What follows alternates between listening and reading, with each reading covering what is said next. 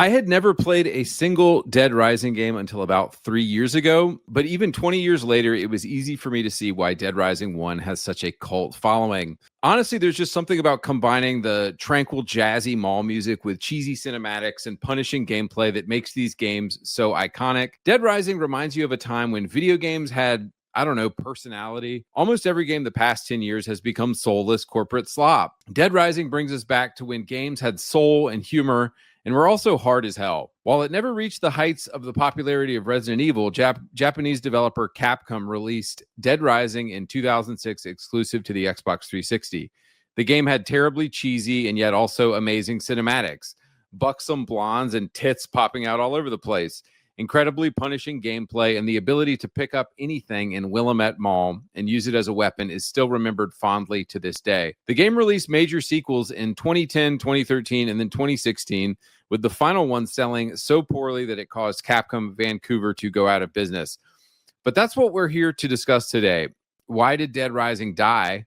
And also, we're going to specifically focus on Dead Rising 2 because most fans seem to agree it was the last good game in the series. So with that out of the way, I want to introduce my two guests today who will hopefully become regulars on the AndyPants podcast, and that's Jack. Give us a tell us about yourself, dude. Well, my name is Jack, and I actually have probably the least amount of experience with some of the Dead Rising sequels. I mainly played the first one and Off the Record. And okay. I don't know, like I mainly played it because I liked Frank West so much. Like he was like my favorite video game character. But I have played 2 and 3. I just never beat them. But I definitely beat the first one and Off the Record. So nice. That's my experience. Nice, dude. You played the good ones. Mm-hmm. Okay. Yeah, Fred. So which ones did you play? Pretty much, I've beaten 1, 2, and 3. Never played 4. I own Off the Record. Never played it. I do own Case 0, which was the Dead Rising 2 prequel. Mm-hmm. Unfortunately, I never got around to Case West before they delisted it, though. But I pretty much played these games front to back several times. Awesome, dude. That surprises me that you never played the 4th one. It just. Literally, it's when the series fell off for me when I started seeing like what the 4th one was going to bring to the table, and the fact that they weren't bringing back TJ Rotolo to do Frank's voice. I was like, this feels like the one that I can step back from, and I was right to jump off there. What killed 4 for me was the fact that it was like set during Christmas, and so there's like Christmas things everywhere, and I thought that was really lame. Like Christmas is a cool aesthetic to kill zombies in. I disagree. I actually really like the Christmas aesthetic because, like, it clashed. Every time you see zombies, you either think summer or Halloween. Why not have the zombie thing set in Christmas? We only got a few of those. I think it's just an aesthetic choice, I guess. I don't know. I find Santa's in the middle of summer when you're trying to play a zombie game not as, like, I don't know. I just don't get into it as much as I can. Right, yeah. That's like a set winter forever. Yeah. So guys, starting off here, we got to start with the iconic quote. I've covered wars, which Frank says in Dead Rising 1. But I wanted to ask you guys. So I wanted to ask you guys, like, pitch a random person on Dead Rising. Like, what makes this game unique? When are you having the most fun with it? Fred, you go first. Well, it really depends on like which game you're playing, because the first one, it's like that perfect little like toy box where you just get to play around with a bunch of shit in a ball. Like one of my favorite things from all of the games is how interactive like anything is. Like I think we were actually shooting the shit back and forth like before stream a couple of days ago, and like one of the things you could do is if you got a frying pan and you find a burner, you can set it on the stove, turn on the burner, then you pull off the frying pan, it's superheated, and you burn zombies with it. Just little things like that under the hood that are diegetic and fun. Well, and you can cook pizza, right? Oh, yeah. If you find an oven and you find a raw pizza in the food court, you can chuck it in the oven and it'll give you better health.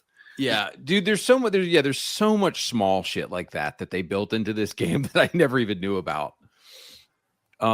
Okay, Jack, so you want to pitch somebody on this game? It's the age-old question of, if I was locked in a shopping mall full of zombies, what would I do? It's like having access to a full mall. It's just you. And, that was real popular. Like Dawn of the Dead had that as a concept. And then they remade that movie in 2004. And so that concept had been kind of like around for a long time. It was just waiting for someone to do it. And I really think that Fred got it, where picking up all these different items and the diversity of your arsenal really is what sells it. I mean, I love the fact that you can pick up some unassuming object that you'd be like, this is not going to be useful, and then like a piece of particle board is like a guillotine that can cut through rows of zombies, or like right. Yeah, a fish hits harder than like any other weapon in the game. Like there's all sorts of secrets, baked in. You just have to try shit to understand it. Yeah. My favorite example, because we always, Jack and I, or not, sorry, Fred and I always complain about like tiered loot. Like everybody's on the screen here, everybody's gotten used to like red, purple, green, yellow loot, and it's just become ubiquitous. It's in every game. We hate it. We're tired of it. Well, Dead Rising is instead like, well, there's an umbrella. I mean, how good of a weapon do you think an umbrella is going to be? Like, there's there's some 50-pound weights. Like, those are probably going to be good. And so it kind of, the gameplay is very interesting in this game because it's more about looking at an item and figuring out kind of on your own, like, oh, this is going to obviously fuck some zombies up, instead of it being, blue, gold, or purple or something. Yeah.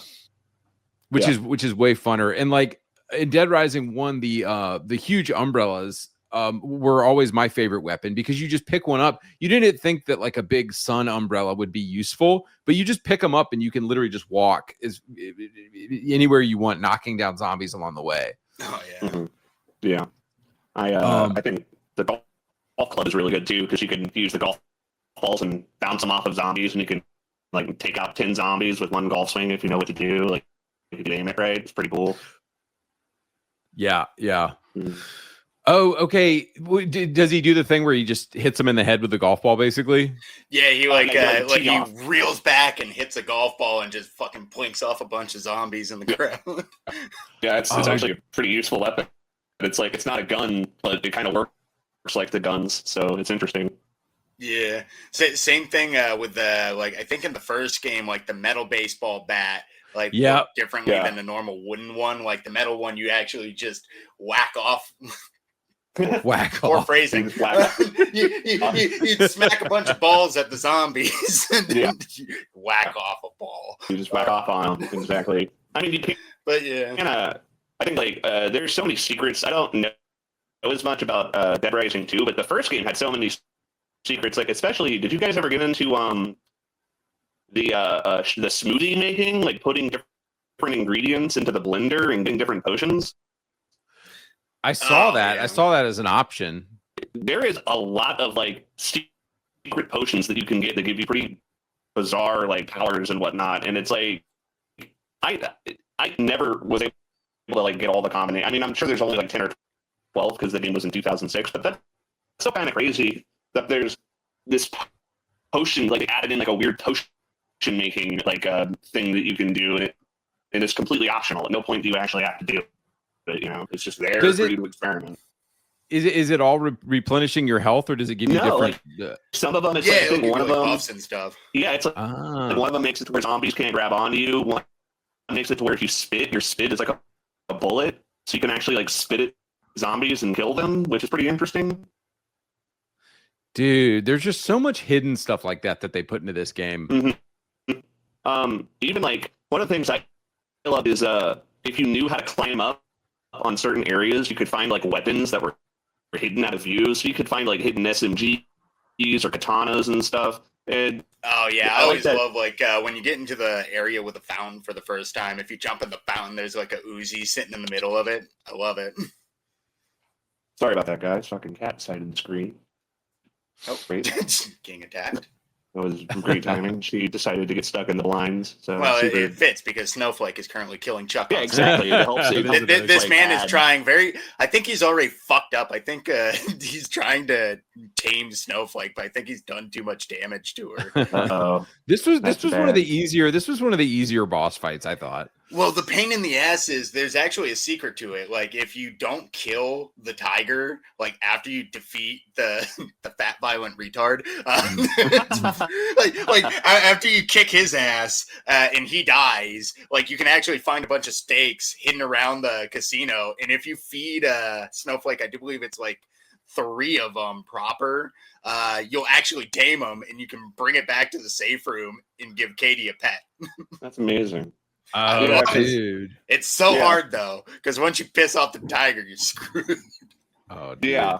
I don't remember Off the Record, which is like Off the Record is so weird because it's a remake of Dead Rising 2, but the only difference is that Frank is the main. It's like, what if I was the main character? Well, I'll tell you, but it's off the record. So I can't remember. It's like it almost disappoints me because literally, like the story intonates that Frank is in Fortune City while Chuck's doing his thing. He's just not in the same area. Wait, I don't know what Frank turns into a zombie at the end of DR1 though. He's got a condition. It's managed. He screams. He yells after he throws the guy off the tank. He has night terrors, and he kind of looks at you like you're a hamburger, like a really good one. No, he doesn't do that. No. And the fourth game, he becomes a zombie. In the first game, like his stomach was always empty or some shit like that. I have no clue. Like I was. Oh, go on. Yeah. Anyway, I was gonna say. My answer to this question of like pitching a random person on this game, I mistakenly thought. So like, if you look at the cover of Dead Rising 1 and 2, what do you think that this game is going to be about? Fucking wild shit, that's for sure.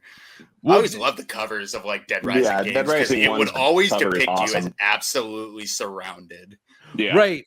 Well, right. So, okay, when I first saw and I never played this game until like 3 years ago, and the reason why was because I saw the cover and I was just like, oh, you're just kind of mindlessly killing zombies. Like, that doesn't sound that interesting to me, mindlessly killing zombies. But then I finally played the first one. And I was like, wow, this game is hard as shit. The gameplay is actually super interesting. It's like, I guess what I'm saying is like Dead Rising 3 to me was the one where you were mindlessly killing zombies because 3 and 4 are like super easy. Anybody can beat them on normal settings.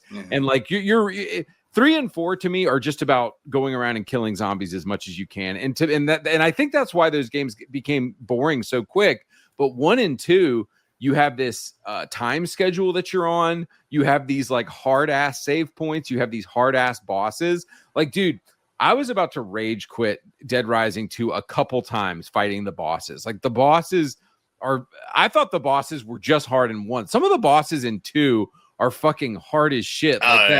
Like dude, that chef.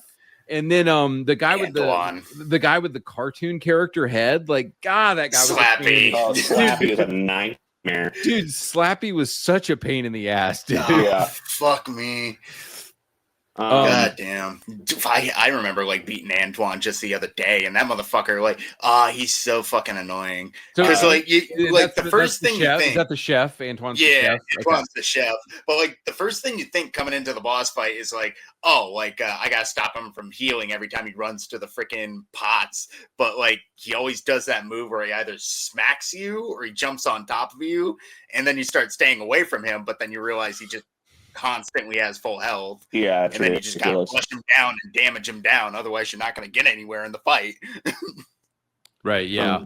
Okay. Somebody asked Algidas V, and off the record, it's kind of like what would happen if Frake was in the Fortune City outbreak, but the endings in the main villain are different. Okay. Yeah. I like it because in the end of the game, you do the TK boss fight, and then Frank is like, but what if I also fought spoilers? What if I also fought a giant robot? And actually, this lady was a secret agent who wore like a sexy leather skin suit and betrayed me on that. And Frank beat a giant robot, and it's It's like I get to take home the hot Asian reporter. Yeah, exactly. It's like Frank is like, I would have been there, but there also would have been a robot, and I would have kicked way more ass and gotten a hot girl. Well, to be fair, think of what happened it's like in him Dead Rising imagining. 1. It's like right. It's like him did that. Right. It's like him daydreaming about what he would have done. Yeah. Well, it's like imagine him telling the story of Dead Rising 1. Yeah, sure, Frank. You took down a tank with a Browning, and then you fist fought the commander on top of the tank, Frank. Really, dude? The final fight in Dead Rising 1 is when you fight Brock with your fist. That shit is so awesome because you've been going through the whole game. You unlock all of these moves, and like getting to level 50 is no joke. Like it takes a while, and then you really feel like getting to level 50 and fighting him. It's like I'm gonna use everything I've learned to just like smack this guy down. And you know, I really thought the final boss in that game was fucking super cool. Oh yeah, you know, dude. Okay, so all right, confession time. Dead Rising 2 is hard as fuck. I didn't even make it to the end of the game. So at the end of the game, I read that the hot Asian reporter dies, right? Yeah, it fucking sucks because I really like her too. I think she lives. I think off the record she survives, and Frank. Yeah, off the record she actually makes it to the end. Yeah, because that's Frank's story. And he was supposed to go into Fortune City and save Rebecca Chang. That's badass. She blows Frank at the end of the game. She drops to both knees, and it's like, I know my way around a gun, war hero.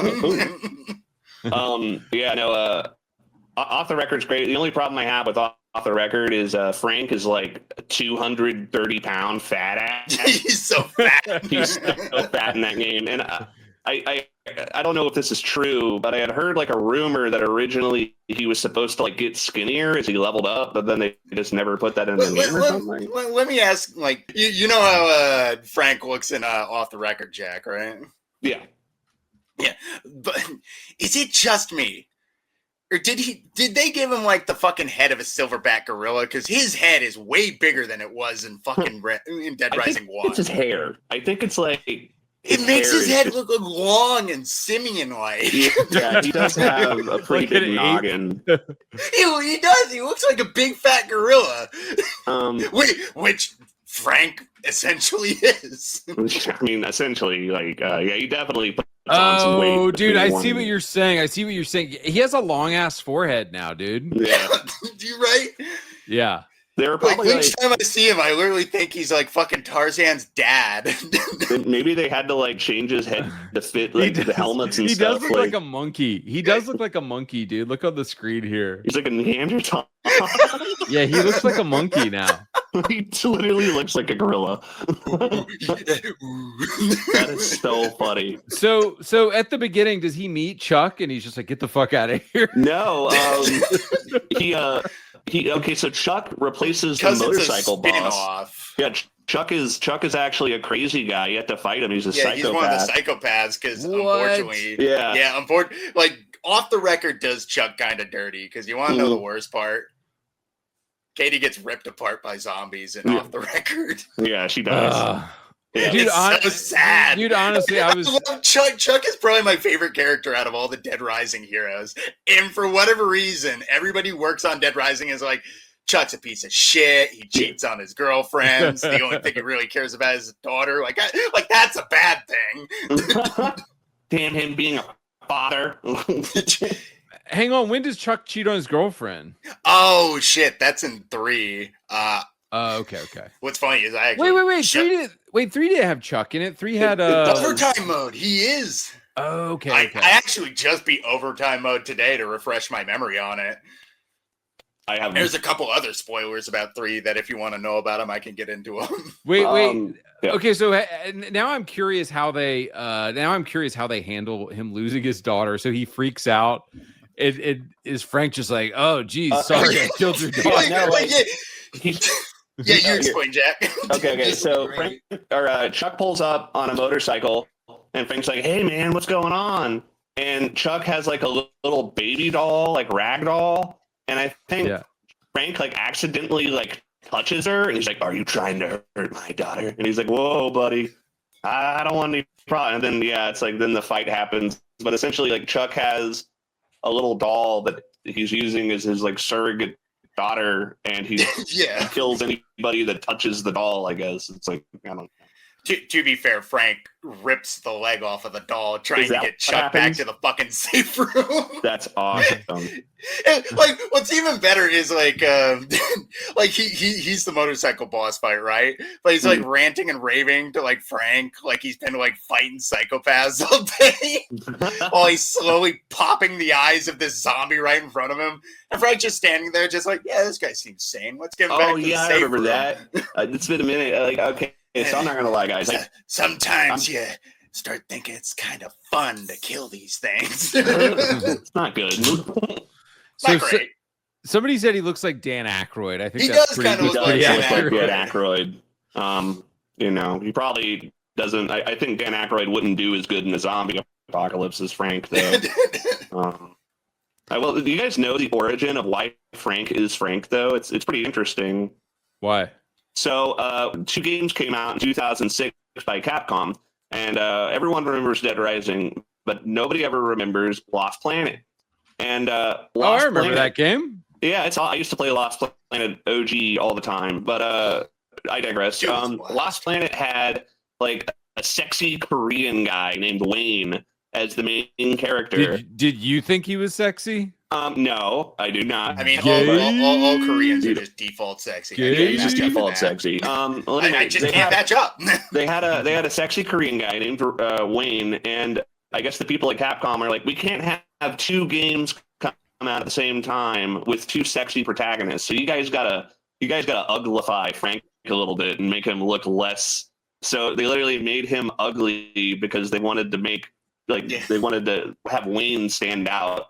Yeah, the first thing they gave him was a giant fucking nose. Yeah, yeah, and they kind of leaned into the humor anyway. That was the whole point of it. It wasn't like Resident Evil, whereas I mean, it's a joke to consider Resident Evil as being serious, but at the time, that's so funny. At the time, they considered Resident Evil to be more serious, even though like Resident Evil's fucking ridiculous. Resident Evil is some of the most. They have some of the most ridiculous shit happen in those games, that they're like super serious. I still remember the opening level to like the fucking Leon campaign when you get out of the fucking college and you steal that cop car. And then, like, you think you're safe, and then one zombie randomly just flops onto the window, and Leon takes that as a cue to flip the fucking cop car, and the car explodes. But then, like, Leon is, oh God, what's her fucking name? Helena. Like, Leon and Helena just get out of this blown-up cop car completely unscathed, and it's like, looks like I'm not using that. That actually happens, that actually happens twice, because then they survive a bus accident. Oh yeah, they survive a bus accident, literally crashing off a cliff. Yeah, like a 300-foot sheer drop, and they survive because they hug in midair. Somebody just said, "Take this key. You are the master of unlocking." Oh yeah, that's from Resident Evil. That's from Resident Evil 1. That's what Barry says. Fucking Barry, I love Barry. Revelations 2 has a nice Easter egg to that. Barry Burton basically sets up like a crane to knock open a gate, and he literally looks at the gate and he's like, who's the master of unlocking now? Oh my God, that's so it's so cool. To bring this back to Dead Rising, did you guys know that in the original like beta versions of Dead Rising, they actually had Chris Redfield as the main character? Yeah, I'm pretty sure. Yeah, it was supposed to be. Okay, well, actually, this was like trivia question number 7. I'll just get to it now. Yeah. What was Dead Rising? Oh shit, y'all can see it. What was Dead Rising originally supposed to be the sequel to? And it's not Resident Evil. I actually don't know. I actually do. Shadow of Rome. Oh my God. Isn't that crazy, dude? Right? Yeah. But if you look at the gameplay side by side, it's a perfect match. It's very similar, yeah. Yeah. Yeah. So I think they wanted it to be in the Resident Evil universe, but gameplay wise, it was going to be similar to that Rome game. There is some credibility, because I know at like the end of Resident Evil 4, Hunnigan's like, oh, well, there's something going on in America, and Leon's like, well, maybe we'll check it out. And then like that, it was like a cliffhanger they left in that game, and some people think they were referencing Dead Rising. Other people think they're referencing the movie that came out. I don't know. It's all spaghetti. Dude, I just think it's cool as shit that Capcom made like an Xbox exclusive for the 360, and it was actually like a dope ass game, and it wasn't like dog shit. Like this is back in a time period where people had to actually try to move and the graphics are really good too. Like Dead Rising has like timeless kind of graphics. Like I don't know what that's called, the way they make it look like a photograph or whatever, but it looks super good. The first one. Oh yeah. Well, like plus the art design, like it's halfway between that like sort of realistic style, but also has a little bit of that sort of like cartoony, sort of like almost a little bit anime aesthetic to it. And it was the first game. It was the first game I ever played that was set in like Midwestern America, and it was like obvious, like it was. You were in the Midwest. Oh yeah, I remember playing the first game, and I was like, "This literally just looks like my local mall." Mm-hmm. Yeah, I was like, "Wow, dude, I'm not doing anything I do in this game in my local mall if zombies ever come by." Dude, the mall in Dead Rising 2 is nice. I'm like, dude, I want to go to this mall. It's a fucking theme park. It's like a Mall of America. Yeah. Yo, it probably, dude, I bet the Japanese guys who made it. Well, I think it looks like it was mostly made by it was like a combination of Blue Castle and the original Japanese developers. Blue Castle, that was the company that they actually made this baseball series called The Bigs, and then they came in and made Dead Rising 2. But Capcom internally developed the original Dead Rising. Right, but there's so much of the DNA of the first one in this second one that you know the Japanese guys were deeply involved because yeah, for sure. Anytime the story is just insane and doesn't make sense, it's like okay, clearly the Japanese development studio made this. I'm surprised that guy managed to get Snowflake to Katie. Oh yeah, that actually shocks me, dude. But then in Dead Rising 3. They lost all the Japanese guys. And have y'all noticed how fucking woke Dead Rising 3 is? It's not nearly as bad as 4 and other output. But yeah, 3 does have a little bit of the sort of signs of like... Well, it was a Canadian game. They turn Isabella into a bad guy. Guys, that fucked me off. Guys, this was Dead Rising 2. Like... And then I don't have the women from Dead Rising 3, but they're not hot. There's like maybe one hot chick in Dead Rising 3. I mean, Katie all grown up is pretty hot. That's weird. It is weird. That's weird that they've done that in 2 different Capcom games where it's like they have. Hey, Sherry Birkin, I was the same age as her when that game came out. Yeah, I guess, but it is kind of it's weird that you can unlock a costume of her wearing her original outfit from 2. It's weird. The Japanese are weird. I wouldn't tell anybody I made her do that. They really are. Yeah. All right, let me ask you guys this. Of the 4 games, Jack, what was the best and what was the worst?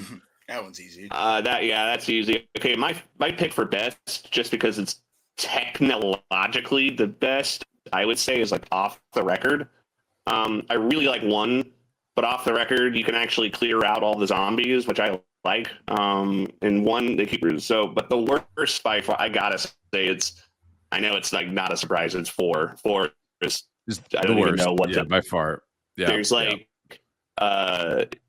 there's a video by this guy called Crobat where he shows the difference between Dead Rising 1 and 4, and it's shocking how much shit they took out of 4. Like you can't pick up items. There's no destructible environment. It's really bad.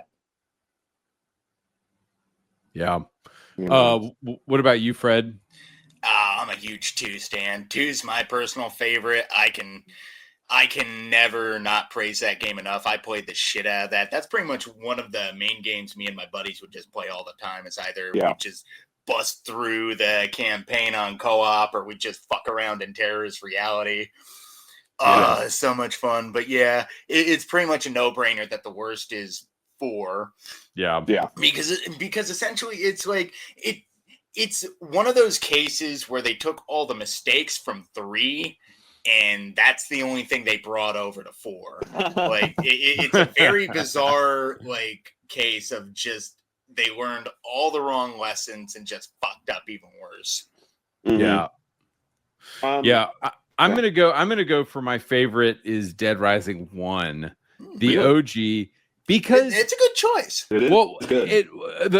The problem is I didn't play off the record, but the thing that annoyed me about 2, outside of the fucking hard ass boss fights, and I know the boss fights are hard in 1 as well, but I got annoyed by your little bitch daughter, like having to find medicine for her constantly, because not only that's a make or break for most people. I personally didn't mind it because I always knew where to get Zombrex. Well, I can understand the people who it drives nuts the most is probably the people who are like, I don't like going back and being forced to take care of this little gremlin. Yeah. Whatever I would play 2, I would just let Katie die, and then like I remember like I was playing it. And my little brother's like, you gotta get the Zombrex or Katie's gonna die. And I'm like, I don't care. And then I got the cutscene where like Chuck walks in and sees dead. And I just skipped it. And kept playing. And he's like, what? You skipped the sad cutscene. I'm like, I don't care, bro. I just want to kill zombies. I want to level up and kill zombies. You know? Why did I get the ending where Chuck gets eaten? I wasn't gonna try to beat the game until I was max level, so it didn't make sense to me to try and save his daughter until you're actually able to like beat the game, you know. Just saying. I like a modicum of suffering. I start low level and I just fucking grind. Oh, yeah, that's really all you like. And I remember in the first game, there's this gym you can go to, and you can like run on the treadmills to get experience. And I would do that over and over. I mean, like fucking hundreds of times, probably just to grind my character out. Dude, was taking pictures of tons of stuff a valid way to level up? Oh yeah, you get crazy amounts of XP if you took because the main thing you got the most like XP for was obviously taking pictures of huge groups of zombies. Especially when you like put a bunch of things in the crowd of zombies. Yeah. But then you also had PP moments, like photo point moments stickers. Of people like Yeah, the PP stickers were the landmarks. The moments where people like bowing at you, or that one where the two people hug. Another thing I think that's awesome is like if a survivor dies and it plays like a fucked up cutscene of them being murdered, you can take pictures of them being. I know. It's implying Frank is just standing over them, like capturing their. It's like, yeah, that's awesome. I'm leveling up from your death. I'm sorry, you got yourself eaten. I got a gun, but there's not enough bullets to, Dude, speaking of which, how annoying was that other photographer who shows up? Oh God, I hated him. Dude, I always love that, like legit, like you get to kill him, and then the last thing you get to do is take a picture of him. Take a picture of me. Dude, magnum opus. Yeah, dude, as soon as I met him, I tried killing him, and he had a lot of energy, so I was like, okay, I'm gonna have to come back and kill you later with a stronger weapon. He does a freaking ninja kick. Like he'll do like this crazy flying like Karate Kid ninja kick. It's really I hate his fucking mission when you're trying to do it, because it's like, I get a picture of that. Yeah, I get a picture of him doing a fist bump, a picture of him like shooting somebody. And then when you go back, he's just randomly like, I'm recording a snuff film now. You want to join it? Now I'm crazy. Well, I knew he was like a psychopath. Wait, did he really say that? Well, he doesn't like say that verbatim, but he's essentially going to kill somebody and take a picture of it. And Frank's like, I'm not going to let you do that. Yeah. You're crazy. Nice. Yeah, you're insane. You can tell he's a psychopath, but if you kill him before he like reveals he's crazy, the game's like, "Oh, you killed a survivor. You did a bad thing." It's like it's obvious he's a serial killer. Yeah, like come on. Like not only that, why does he have a just ninja look at kick? that hair. If he has a ninja kick and I'm not supposed to fight him, I don't understand. I'm just not supposed to shoot extra annoying Seth Green. Yeah, he does look a lot like Seth Green. Kinda. The high top throws it off. Yeah. Dude, yeah, he reminds me of this know-it-all dude that I knew in college who was just like, oh, I know everything. I'm a photographer. Like, fuck off, dude. Yeah. Oh wow. You took a picture of a chair on a porch and put in a black and white photo frame. Oh man, you're so good. It's like fag. You know. I'll be sure to tell my grandparents before they die to buy that photo. Yeah, I'm sure they'd love that. All right, let me ask you guys, what killed Dead Rising? Okay, like on his way. I probably had like a more like esoteric view. I think it was that they really lost the soul for what people even liked Dead Rising to begin with. Okay, elaborate on that. What was the soul of Dead Rising? The soul of Dead Rising was, and maybe I'm wrong, but you're the everyman. You're a guy. You're just a regular guy, and you do regular Joe Schmo shit, and with a lot of moxie, you can go from zero to hero. And I feel like in 3 they focused way too much on like the cool weapons you could make and the cool cars you could make, and it lost that niche aesthetic of picking up anything you can around you and using whatever you can, and with enough can-do spirit and American perseverance, you can get through anything, and I feel like they lost that. I mean, 3 still does have a good character arc for Nick. Yeah, I do like the character in 3. The character in 3 is okay. I can't remember his name. And two to a large part was about making cool weapons. Yeah. It just added the cars, which was cool as shit, dude. Like, I love that the steamroller combined with the motorcycle, and it spits out flames as you're running shit over. Like, that's awesome. Oh man, the roller hog! I really the like roller that one. hog. Yeah, the roller hog, dude. Guys, in case y'all didn't notice, Fred has like autistic levels of knowledge about this game. He's like, "Oh, you talking about the roller hog?" I have autistic levels of knowledge about too much stuff, man. Yeah. Eventually, there's just gonna hit a limit. You're gonna hear a fucking loud pop, and steam's gonna start shooting out my ears. He's gonna start talking and dial-up noises. He's like, are you referring to the roller hog in story 3, section 7? Yeah. It's the one that Peter gives you. Oh yeah, Boomtown, case 3.2 in Dead Rising 2. I did not just play that mission recently. Such a Fred thing to do.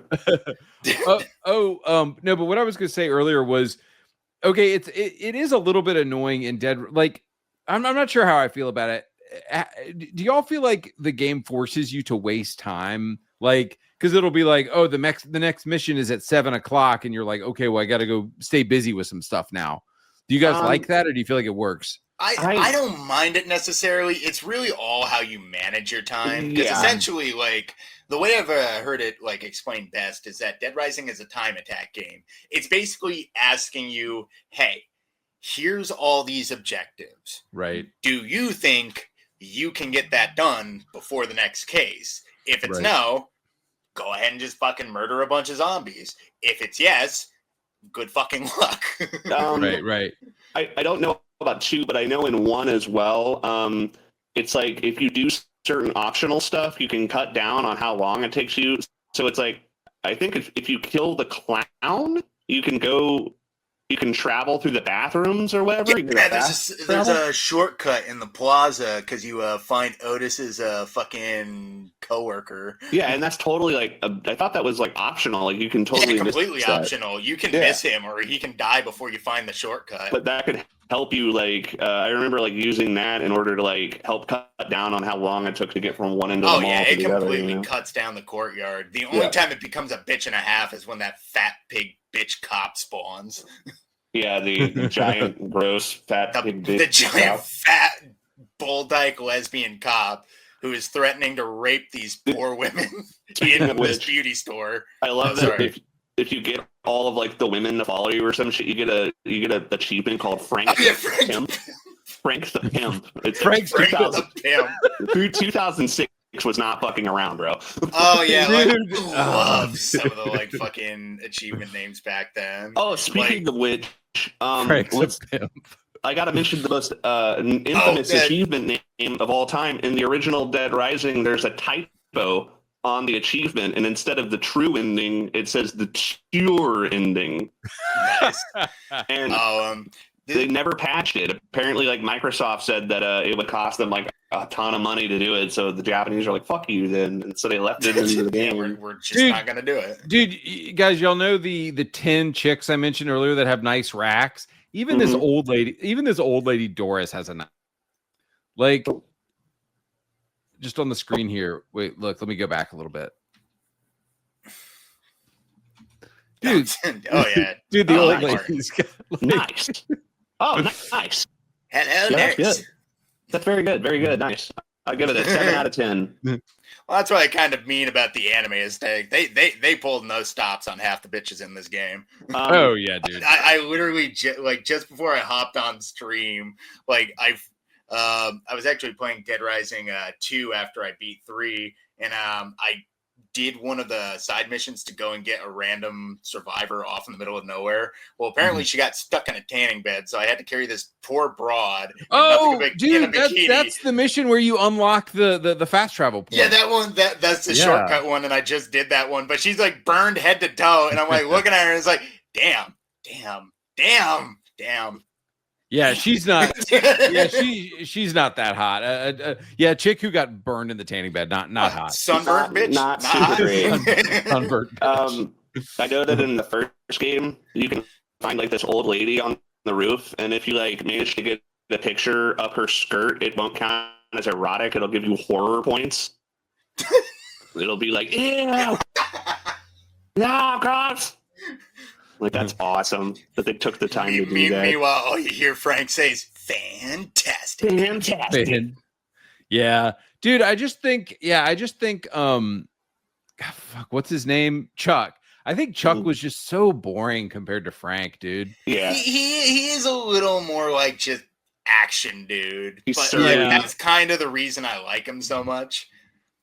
Like, Frank I just like stoic action dudes. Frank is a complicated character. He's like got a lot of layers, and he never really like off the rip. Like Frank is going into a situation to fully take advantage of it and basically make himself richer. And it's only after he's stuck inside where he's like, "Yeah, I can't just let all these people die." Exactly. At first, he doesn't give a fuck. Though.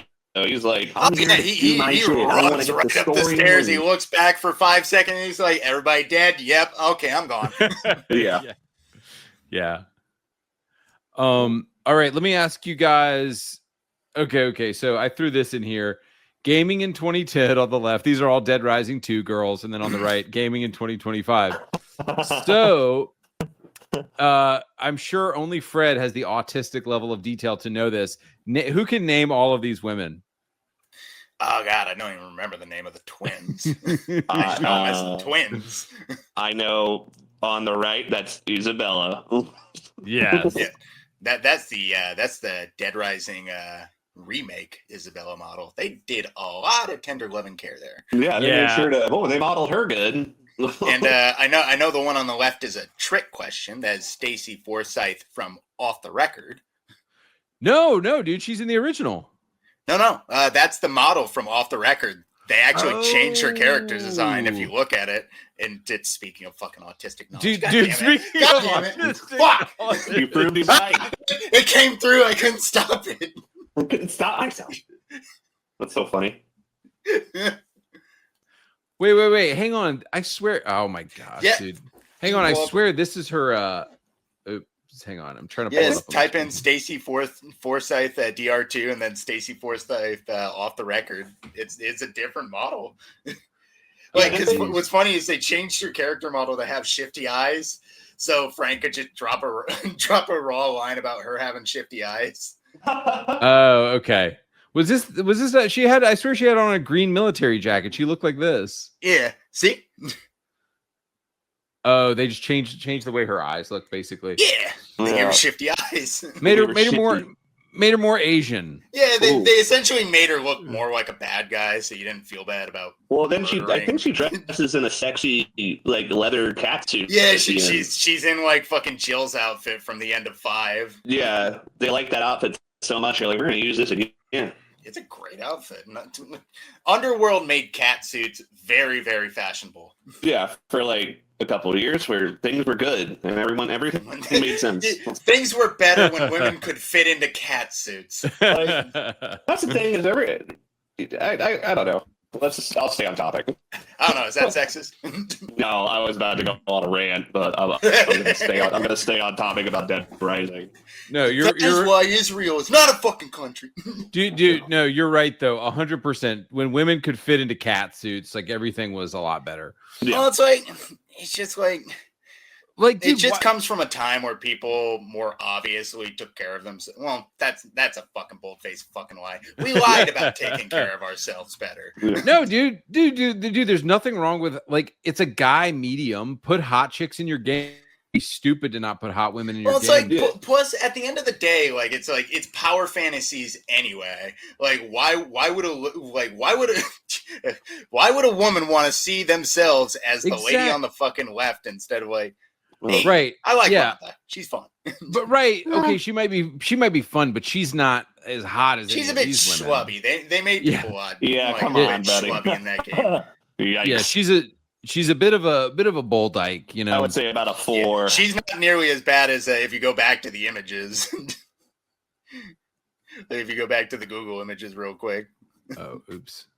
Uh-oh. The fucking lady on the left, you see her. Yikes. Darlene Fleischermacher. Oh, God. I love her boss fight. She is fucked up. Like, that's what I kind of like about some of the boss fights in 3. Some of them are just totally fuking skull fucked because that lady, you fight her in a mobility scooter, and then after you beat her, she falls on her back and chokes on her own vomit to death. It's screwed. Crazy. Is it you fighting Mobility Mary in 3? Are you kidding you me? literally fight Mobility Mary after she murders a man for having an audacity to try and steal food from the buffet. Oh my God, that's too good. That she would do that even if there weren't zombies. Dude, who's this baddie? Oh, yeah, that's one of the good ones. That dominatrix cop. You get to fight her in the top of a building. Nice. Okay. She's like one of the mandatory bosses too, so you can't miss her. Now I'm reminded of the dominatrix man from Dead Rising 2, who's like the guy in the gimp suit who has the chainsaw. Oh, Randy. Oh, dude, in the chapel, that guy was so annoying. He's a powerhouse. I love how it's straight. Like, you see other brides in the chapel, so this is not the first time he's done this. Oh. Okay, I love how like Chuck always has a one-liner though. The end of that boss fight, after Randy gets eaten by one of his other victims, Chuck walks over and just looks down. He's like, "You may kiss the bride." Dude, that's too good. Dude, this guy would definitely be like trans today in our. This is what Reddit incels actually look like. Yeah, dude, this is Reddit. This is what Reddit guys look like. Yeah. I have a degree in gender study, Dad. I was told at college that would get me laid. Okay, so how did y'all beat him? Wailed on him and cried. Yeah, perseverance and suffering. Suffering. Oh, Jesus. Dude, you know what I did? You see how he hopped over? I literally would just hop back and forth really quickly. Oh yeah, hop on the bench awesome. is like hop on the bench. That was the only way I knew to beat him. I feel like one of the things I love about like Dead Rising is it doesn't have any like impacts off of walls and stuff. So if you get a guy stuck like on a barrier, you can just punch through it and actually hit the guy every time. Yeah, it's awesome. Dude, yeah, most of this game is like the bosses are way too hard, but the game is also a little bit glitchy anyway. So like you can pretty much always find a glitch that'll let you beat a boss. Oh yeah, if you get them into a stun lock, they melt really quick. The problem is getting him to stand still. Yeah, like anybody watching this, that is how fun he is to fight. Look at how quick he's running around. Yeah, that Zeldas can't move like that. This is what Virgin Rage is. I think like that's a good example of that is in like Dead Rising 1 when you fight Cletus and they want you to awkwardly hide behind like the cover. Cletus. Plus, it still has the Resident Evil 4 aiming system where you can't move.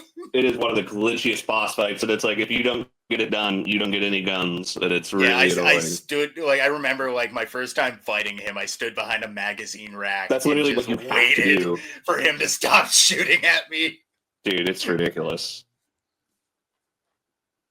Oh yeah, I never did this. Yeah, this fight sucks. Yeah, Cletus is weird because you have to kind of like not exactly go out of your way, but you got to find him at least. Yeah, and then it's like you got to use like pistols and nail guns because like trying to reach him across the counter, he'll like knock you back. No matter, it's really brutal. Like one good exploit is if you got the heavy machine gun from the convicts, you can actually bring that into the fight with you, and that does a lot of damage. Also get the shotgun from the old guy that drops you it can in the also find the beginning. Uzi on the awning and in the fountain. We know a lot of Dead Rising, haven't we? You can also use the exploit with the dumbbells. You could use the fish if you wanted to. You know, if you just bring bottles of wine and one gun, you'll just never die. Yeah, exactly. Bottles of wine and one gun. Dude, but there is something pretty awesome about, like, because I feel like people love games with secret knowledge. And, like, there is something really fun about, like, these hard-ass bosses, and you can only beat them if you know sort of the secret knowledge. Whereas, like, Dead Rising 3 and 4, they were so easy that you never really had to work for it. You never, you never had that problem because the games were so easy. There was that that sort of schoolyard, like, oh, did you know, like that guy on the screen right now, that dude Paul, if you rescue him and extinguish him with a fire extinguisher, he'll give you Molotovs. And yeah, he's actually a right. psychopath that you have to beat.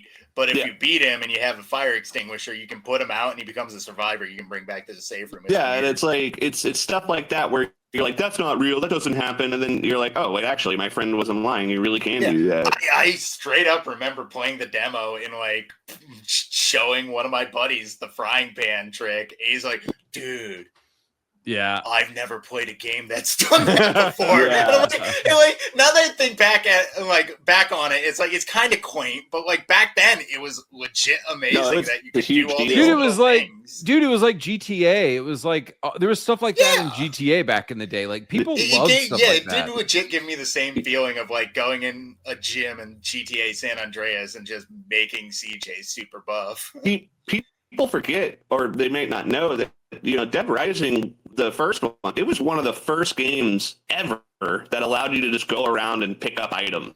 Like, everything was pick up, and then having hundreds of things on screen at once. That was like something that had never really been done before to that level. Ticket to Ride. Fuck that fucking jump. Yeah, I don't remember any of this. Dude, this was so fun. You don't remember having to jump on the back of the train? No, maybe it wasn't in the Frank's version. If it was, I don't remember it. Okay. Frank probably did something fucking crazy, like jump in a hamster ball and chase down the train. Yeah, exactly. He probably played chicken with the train, honestly. Okay. Next question for you guys. Since we're talking about rage quitting, talk about a time. So it can be like in a boss fight. Well, we'll do boss fights next. But was there a time that any of the Dead Rising games made you want to rage quit? Oh, several. Yeah, I remember in the first game. I can't remember exactly what happens, but it's like if the cultists catch you and they put you in the cult, like there's these people that wear yellow raincoats and have green masks. Like, if they catch you, they steal all of your shit and your clothes and all your clothes, and it's fucking annoying. And I remember it. There's another part where if the police or the SWAT team catches you, it can end your game early if you fail the QuickTime event to escape. It's really annoying. Yeah. Like, I did not like either of those. I thought the cultists were really frustrating. Instead of being like you died, it would make you fail all the cases. Yeah, like no. Like essentially, it would just like steal your stuff, put you in a different like part of the fucking mall, and like in the case where it's the soldiers that catch you, they'll just kidnap Frank and end the game early.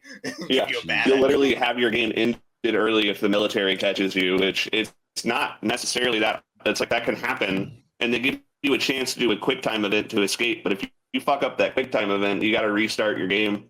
It sucks. Yeah, like legit. If like, because I think it's like you got to waggle the stick, but you have two soldiers walking by the chopper, and if one of them catches you, they beat the fuck out of you, and you like lose like 2 hours of like time. Oh, dude, that sucks.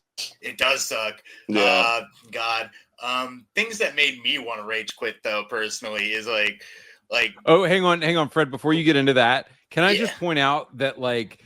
The storytelling in this game is literally like from WWE. It's so cheesy. Dude, I love TK so much. He's just a piece of shit. Dude, look at the clap. Is that not the most WWE clap? TK. Oh, don't be such a downer, Chucky. I made you famous. Yeah.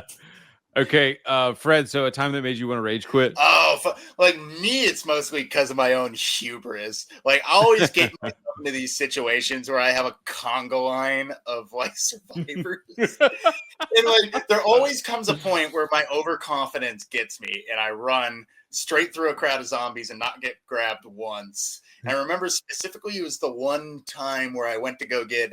There's this.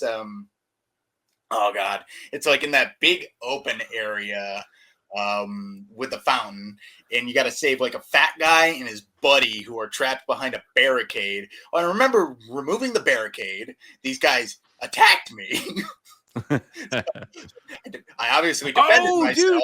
Dude, it's like two Asian guys. Yeah, what the fuck? They just start attacking you. No, it's not the Asian dudes. It's two other people because the Asian dudes are like. You got to find a Japanese book to talk to them. That one was weird. But like, dude, I thought it was glitching out. You have to find. Yeah, you really have to find a Japanese like language book to talk to the Japanese people. Genius, dude. I thought it was glitching out. Yeah, because that's why they're in the bookstore. Dude, that is the kind of genius. Dude, that is the genius shit they put in this game. Autistic knowledge. Dude, played these games front to back too many times. Dude, I totally assumed that the mission was glitching out because I couldn't talk to the Japanese guys. So they attack you. That's cool. I didn't know that. But what's funny is like after I calm these two dudes down and like I realize that the barricade is opening and like, oh shit, I got to get moving because I got two other survivors with me. So I grab up these guys and I beeline out the door only to see my other two guys getting eaten. So I run over there and I quickly save them and the fat guy's getting eaten. I run back there to save them. Then the other two guys are getting eaten. And it's just this repeating carousel of these morons taking turns dying on me to the point where I just said, no, fuck it. No, you deserve to survive. I just laughed. Yeah, no, like Dead Rising 1, the AI was so bad with their pathfinding. So brain dead. And you'd be like, go over there.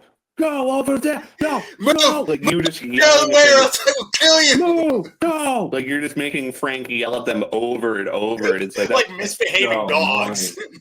Like getting them to walk through the fucking food court, like even without zombies in the food court, is a fucking nightmare. Dude, this is why I just carry them. No self-preservation. Dude, I just carry them. I don't even do the. Yeah, they don't follow me. They suck. Oh man. Okay, so your rage quit story was basically just having a Congo line of survivors. Just like those moments where I hit the point of like I have made a huge clerical error and I cannot fix this. And I know if I leave now, I'm losing so much XP. But if I try to continue, I am going to lose so many hours of progress. Didn't Off the Record have an autosave? I think it did. Can't remember. I know that Off the Record had a lot of stuff that Dead Rising 2 didn't have. I cannot remember if it was an autosave or if you had to save at the pisser. I think you had to still save at urinals.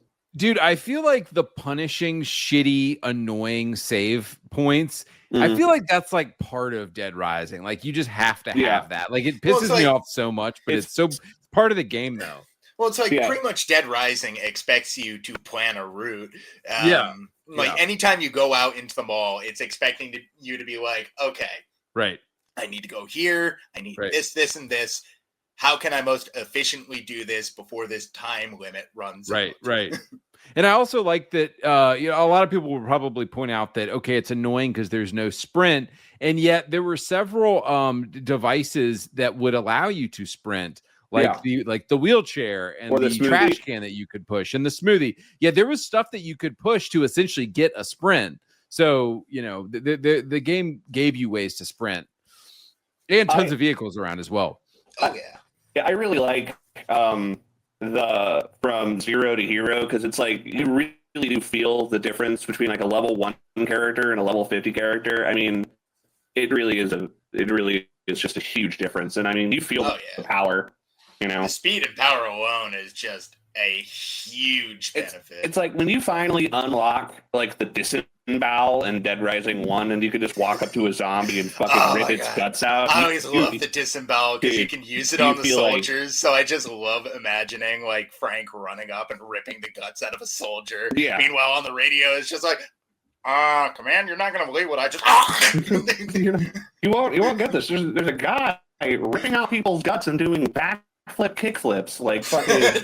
He's doing flash kicks like Guile from Street Fighter. He did a scissor kick and he killed an entire squad with a golf club. I saw this man's toes decapitate a zombie, sir. I am not going anywhere near him. I really like Dead Rising. I think they put this in Off the Record. Like, Frank gets this ability called the wall jump, and you can jump off the wall and kick, and it's so fucking glitchy. Oh, God. It's like you can do... Yo, the freaking... You want to know it's even glitchier? The freaking zombie ride. Oh, yeah, there have been times where I've tried to ride on a whole entire horde of zombie only to drop dead in the center of it and have to quickly mash A to get back out. Did you remember, like in Dead Rising 1, the most useless ability you can get? Oh, God. You can hold that attack button, and Frank will pretend to be a zombie. I'm pretty sure that actually gives you camouflage. You walk slow as fuck. Yeah, but it gives you camouflage against zombies. Yeah, but I mean, like, you could just kill the zombies. That is true. You know, it's like, why would you want to walk slow? You are not wrong. It is a useless skill, but it does have a use. I think, like, there's 3 different walk animations, like, Frank would do, and one of them was faster than the other 2, so sometimes he'd be sitting there, like, flipping a coin, hoping that Frank would have the fast zombie walk. It was pretty useless. You know. Not to mention, like, Frank already walks like he's got to stick up his ass anyway. Yeah. Well, because isn't the fan theory that he fucked up his knee, like, jumping off the helicopter? Yeah, he hurt his knee jumping off the helicopter. But, like, I love it because, like, he jumps off the helicopter and grunts, and he's, like, super slow in the beginning of the game, and everybody just theorized, oh, yeah, he hurt himself. Yeah. he was trying to be cool guy, and he hurt himself, like, trying to action man. Yeah, exactly. To the deck. Dude, I love that fans have like come up with an explanation for why Frank walks like an idiot. Like, like back then you didn't really have forums that like pried into every inch of a game like fucking Five Nights at Freddy's. Right. Oh man, that thing got violated by everybody who wanted a piece of it. But it's like back in the day, you just kind of had to sort of be like, "Oh, I'm really slow." Yeah. I guess Frank has a bum knee. There's go on. Jack, you got to tell us about your rage quit story. Oh, I think I did, didn't I? I talked about what was it? There was the cultist that fucking knock you out, and then okay, got it. What about you? Yeah, Andy. Dude, guys, what got to you best? Dude, the other night, it was literally like 2 nights ago. So this biker guy on the bottom almost made me rage, and then I was like, I somehow got him to like hit the wall. Fred, I think I used your advice of getting him to like hit the wall in front of me. And he does take a while to turn around. And so you just get in there and wail on him. But bro, this guy in the top right, I was about to like, I had to go play Dead Rising 3 to just calm myself down. Because I was like, I need like I need a game where I can just kill stuff. Right, exactly. I was like, I need an easy game where I can easily win, like to calm me down. This guy on the top right was making me absolutely rage. So I eventually figured out you can jump down to the bottom of the bottom floor, go to the smoothie bar. But then if you drink too much vodka, he starts throwing up. And I was like throwing up in the middle of the fight. And he kept hitting me as I was throwing up. God. I was getting so pissed off, dude. Yeah. Dude, I remember going from 1 to 2 and like, cause they actually, that's a new feature. They added that into 2 that you can get sick if you drink too much. And I remember like downing, I think the limit is like 2 or 3 bottles. And I remember it's like real life. Oh yeah, I remember. Just like real life. While I was fighting Antoine, like recently, I realized that I had mostly alcohol in my inventory. And I was like, as soon as I drink that 3rd bottle, I'm just going to start dropping everything. And I've effectively lost the fight. So I basically had to plan around drinking 2 bottles of alcohol and hoping I didn't have to drink the 3rd while I chase this fat fucking Italian man away from his pots of food. And then meanwhile, Seldor is playing in the background. I'm like, fucking, I'm loving it. But okay, wait, hang on, Fred. You have been out autistic by this guy. He said there's a costume in the game that makes you immune to puking from drinking too much. It's called the Sportsman. The freaking I try not to use the DLC cheater outfits, but you literally have a bunch of outfits from downloadable content that give you so many buffs. And the best part is if you wear one piece of every outfit, you get all the buffs from all item sets. Dude, and you should have those, Andy, if you ever want to use them. If you it's just fucking want to break awesome. your game. Dude, I love that you said fucking cheater DLC outfit. It's literally cheap. Every one of those outfits have like benefits. Like there are no drawbacks to them whatsoever. They all have benefits. Right. There's an outfit specifically. I think it's the ninja outfit that makes it so you literally cannot be grabbed by zombies. Yeah.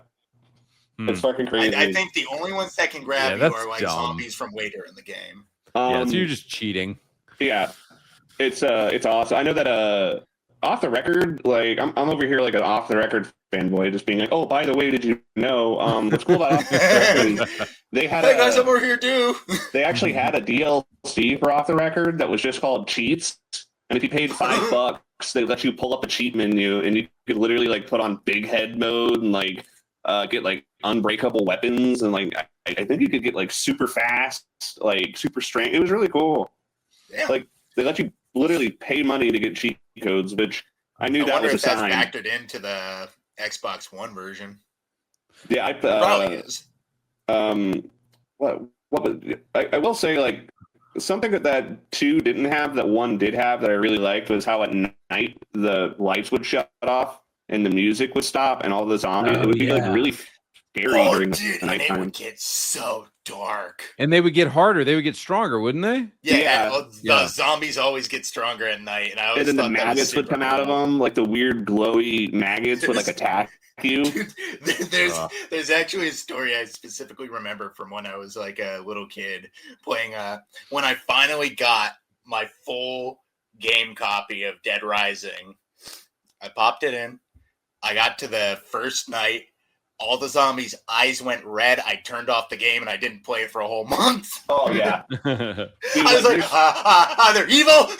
There is a scary shit your pants moment. There is nothing scarier than when you're playing Dead Rising 1 and you're in the middle of doing a bunch of shit. You're like, okay, I'm gonna go here and go there, and then it goes, and all the noise cuts out. The lights there's no warning. There's no like music cue. It's just everything goes fucking dark. Like 1 second there's music. 12 o'clock. Yeah. And I always, it was like a big surprise. Like, it always sneaks up on you. You're never ready for it when it happens. Because you're just playing along, and then all of a sudden you're in the dead of night, and all the zombies go feral. And all you hear is the groaning, and then like no more music. It's fucking scary. Yeah. Do you guys? I think for my first playthrough of Dead Rising, I legit just hung out in the safe room for most of the game. Yeah. Anyway, what were you saying? Do you guys remember what was up with this band that was talking about Lyme disease?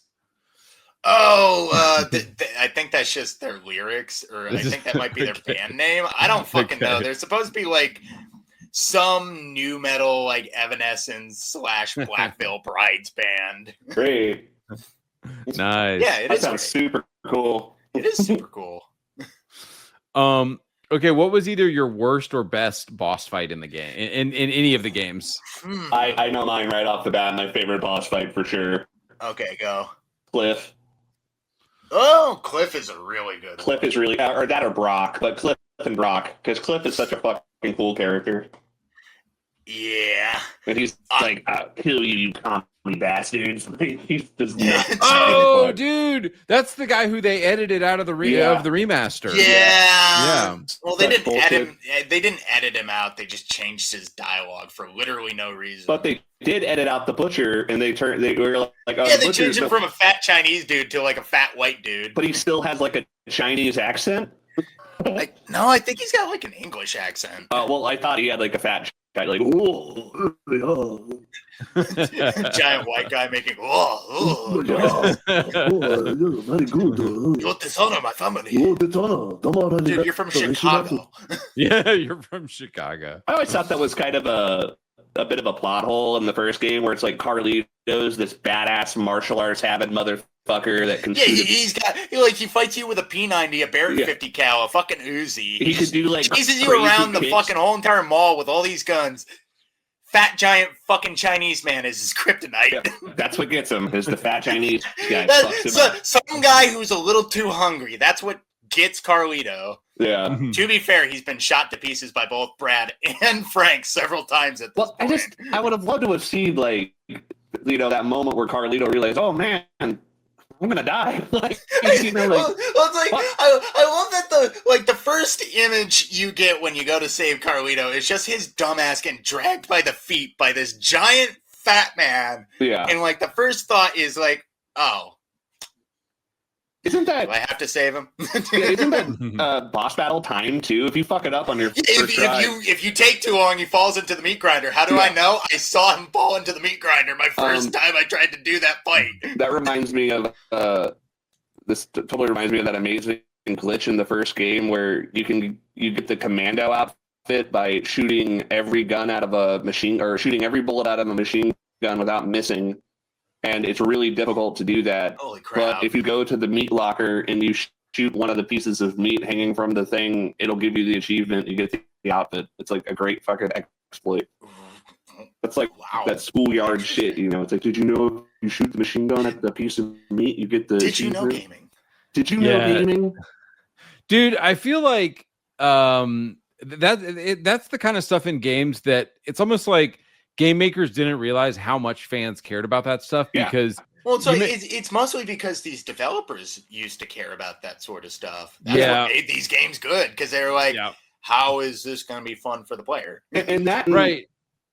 Gaming for a long time, everyone was like, oh, it's a toy. It's an immature thing. It's never going to go anywhere. Games aren't real art. And a lot of these guys wanted to prove people wrong. They're like, no, we are artists. Check out this shit. Check out what we're making. And nowadays, people just don't. They don't have that same passion. Well, it's also mostly because they're straitjacketed by their freaking studios. And all the money guys have their hands way too far into gaming. Like a bunch of people who have no idea what makes games sell think they know what makes games sell. Well, another example was like Far Cry. Like people have often showed the all of the stuff in Far Cry that like Far Cry 2, you could set a little twig on fire and the fire would like spread. And there were all these little like and this game is from 2008. It's running on the 360 and it had these insane little details and levels of immersion. And I remember seeing, not to mention the frame rates were super consistent for the most part. I also liked all the animations where you would get a unique healing animation depending on how you were injured. I thought that was really cool. All right, next question here. Wait, Fred, who was your favorite boss fight? Dude, shit. It's kind of a toss-up because I'm a Super 2 fan.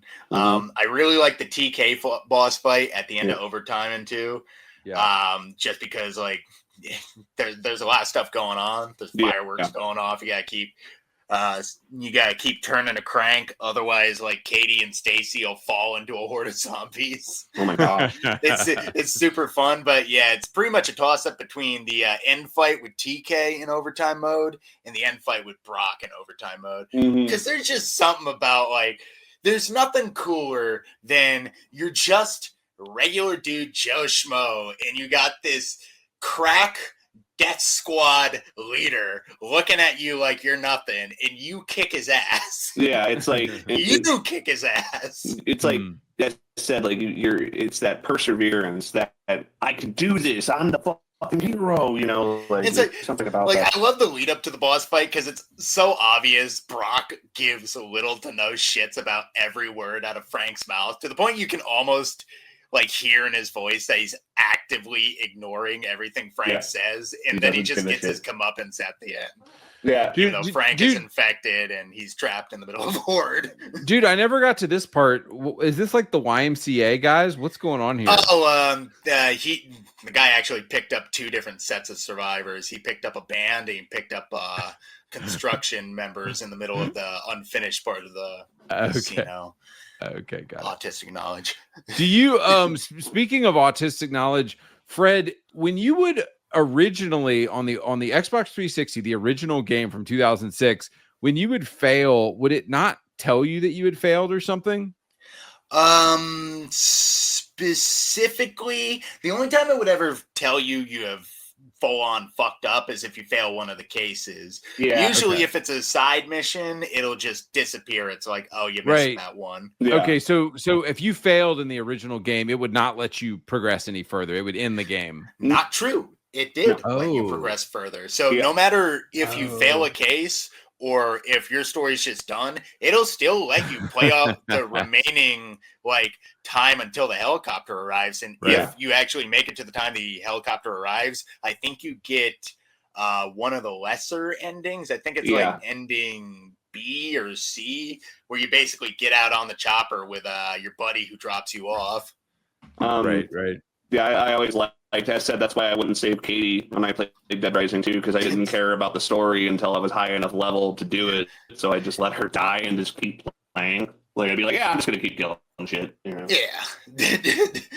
I don't mind my daughter being dead. I don't mind. Well, no, now I can focus on what... She was only my everything in my world, and I don't feel like a human without her. But I guess I'm just going to keep killing zombies. I can get rid of my compassion and throw that little piece of my heart into the trash, and now I'll just kill things. Heart? What's that? The little piece of black hole in my chest now. She was my angel in my world, but it's no big deal. Yeah, no big deal. I can keep going. Yeah, no, it's fine. Oh, bro, so traumatizing about walking in a room and seeing your undead daughter. I just skipped the cutscene. I just was like, I don't care. Well, you never see her, which is I'm almost disappointed by that. That's the dead little zombie girl. Come on. Just side mission, kill Katie. That'd be they let you kill that hot chick and Brad when they become zombies. That'd be so fucked up if it legit just let you kill Katie. Just fucking claymore her in half. You know there was at least one Japanese guy that was like, come on, let's do it. And they're like, no. Tatsumoto, it's totally good for the game. No, come on, let's do it. Come on. They're like, no. Come on, killing your daughter is a bit much. Oh, we had women talk about ripped apart babies in the first game. Yeah, but we didn't show them. Yeah, well, we didn't show it. It's like, come on, Tatsumoto, get your head on straight. The Americans don't like killing children. Dude, I think it's banned. I think it's banned from video games here. You can't kill a kid in a game. Yeah, Fallout. I think Tim Kaine was responsible for that because he put you could kill kids in Fallout 2. And yeah. Thanks, Tim. Appreciate you. What's that? Is that an Arnold accent you're doing? Come on! Come on! We must kill Adam. I love that. This guy does something that I never do. I never bring my followers anywhere near the boss, and this guy's just got them posted up with pistols. Yeah, dude. I do not think this is the best way to kill Adam. I found a much better way to kill Adam, which is keep your distance. You wait for him to. If you just Google it, you just shoot the balloons and then you just basically stay far away from him. I feel like I use soccer balls. I feel like I would use soccer balls to fuck Adam up, and I just take those, and I can't remember why, but I'm pretty sure they were pretty useful. Yeah, because you can knock them down over and over and just pick them back up. And use them over and over. Just, I usually use a mannequin torso, which is actually the mannequin decent torso. That thing is a pretty decent weapon. It's weird. I would almost put it on par with the mini chainsaw. It's not nearly as fun. It's weird how there's 2 different games that came out in 2006 where a piece of a mannequin is the best weapon in the game. It's like, what are the chances? It's condemned. What's the other one? Criminal Origins. You could use a mannequin arm, and it was the best weapon. Huh. All right. What is either the stupidest or the best weapon of all time in your favorite Dead Rising game? Oh fuck, dude. Oh, and look at this. I never did this before. Oh, but the it's rake a with rake. the battery. It's just a good old rake battery. Yeah. So you like scratch somebody in the face and shock them. But this The electric rake. Yeah, the electric rake. Yeah. I like.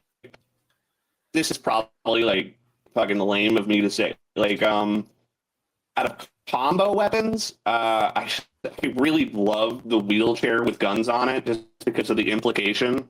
You know, it's like Chuck has the know-how to not only wire up an engine to this fucking thing, but also strap automatic weapons. I just picture like a crippled person that like uses a wheelchair, being like, "Strap it up! I got these motherfuckers!" Like, guys, hang on.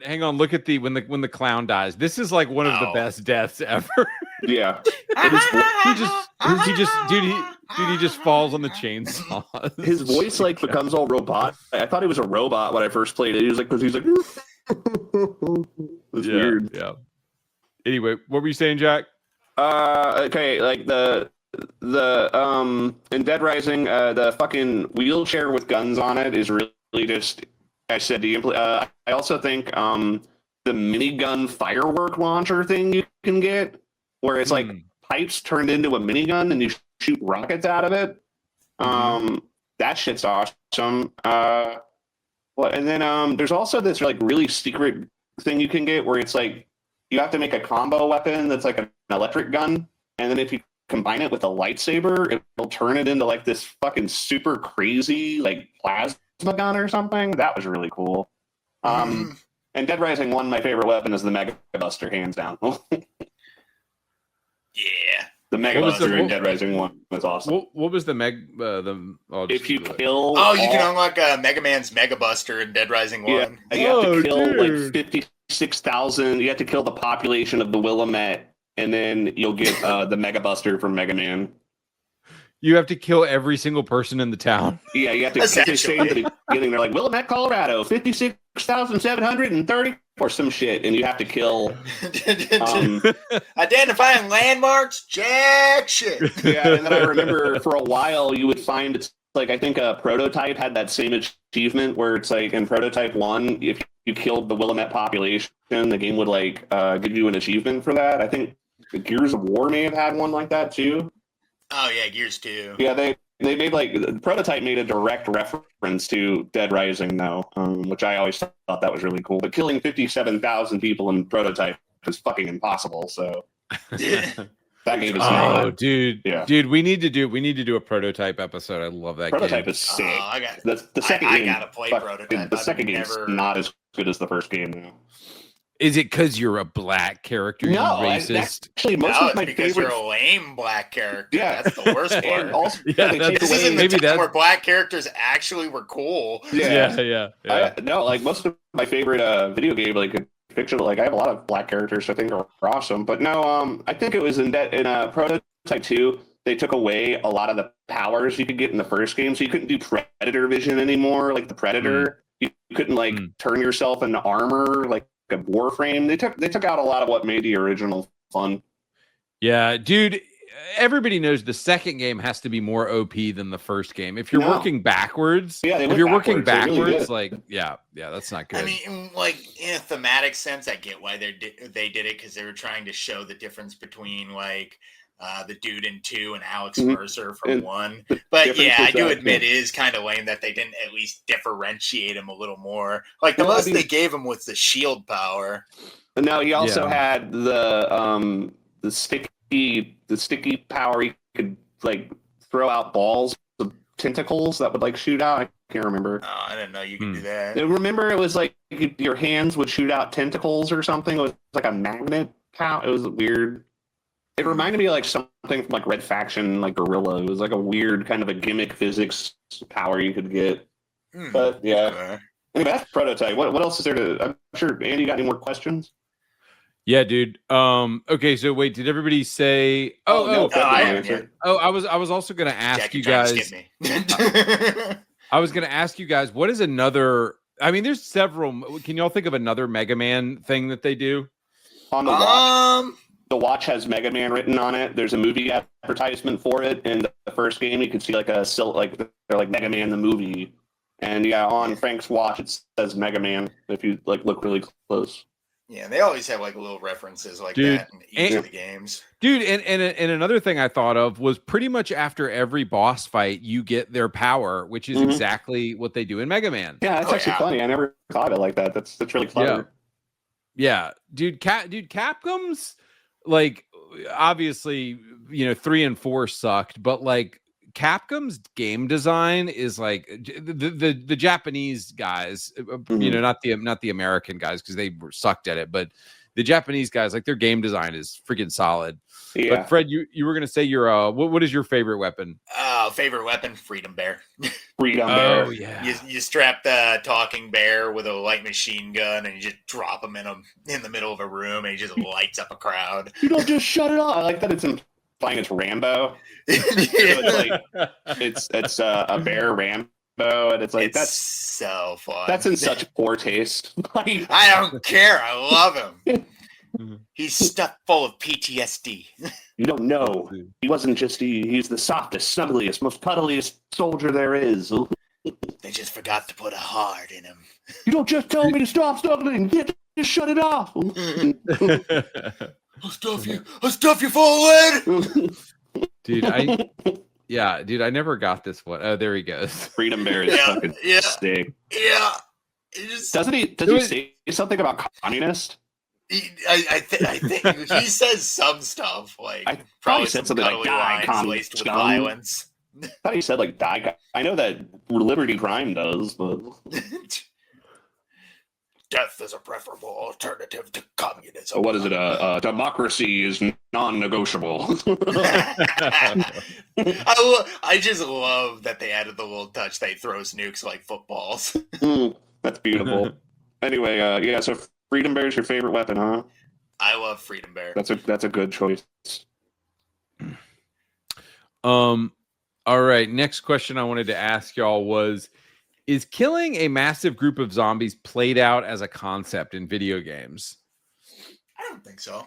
It's not been done in a while. Yeah, it just depends on how you do it. It's like, because I mean, like killing a massive group of zombies in Left 4 Dead is awesome, but killing a massive group of zombies in Back 4 Blood fucking sucks, and it's all because of the way the zombies react to it.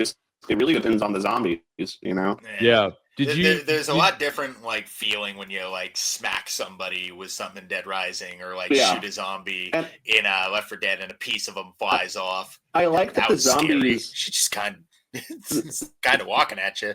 The zombies in Dead Rising, they sort of lose their threat after a while, and it's like they almost become a little bit until like nighttime comes. Yeah, it's like you're reminded. You kind of forget how dangerous they are, and then the cutscenes remind you that actually this isn't supposed to be a fun time. Like, yeah.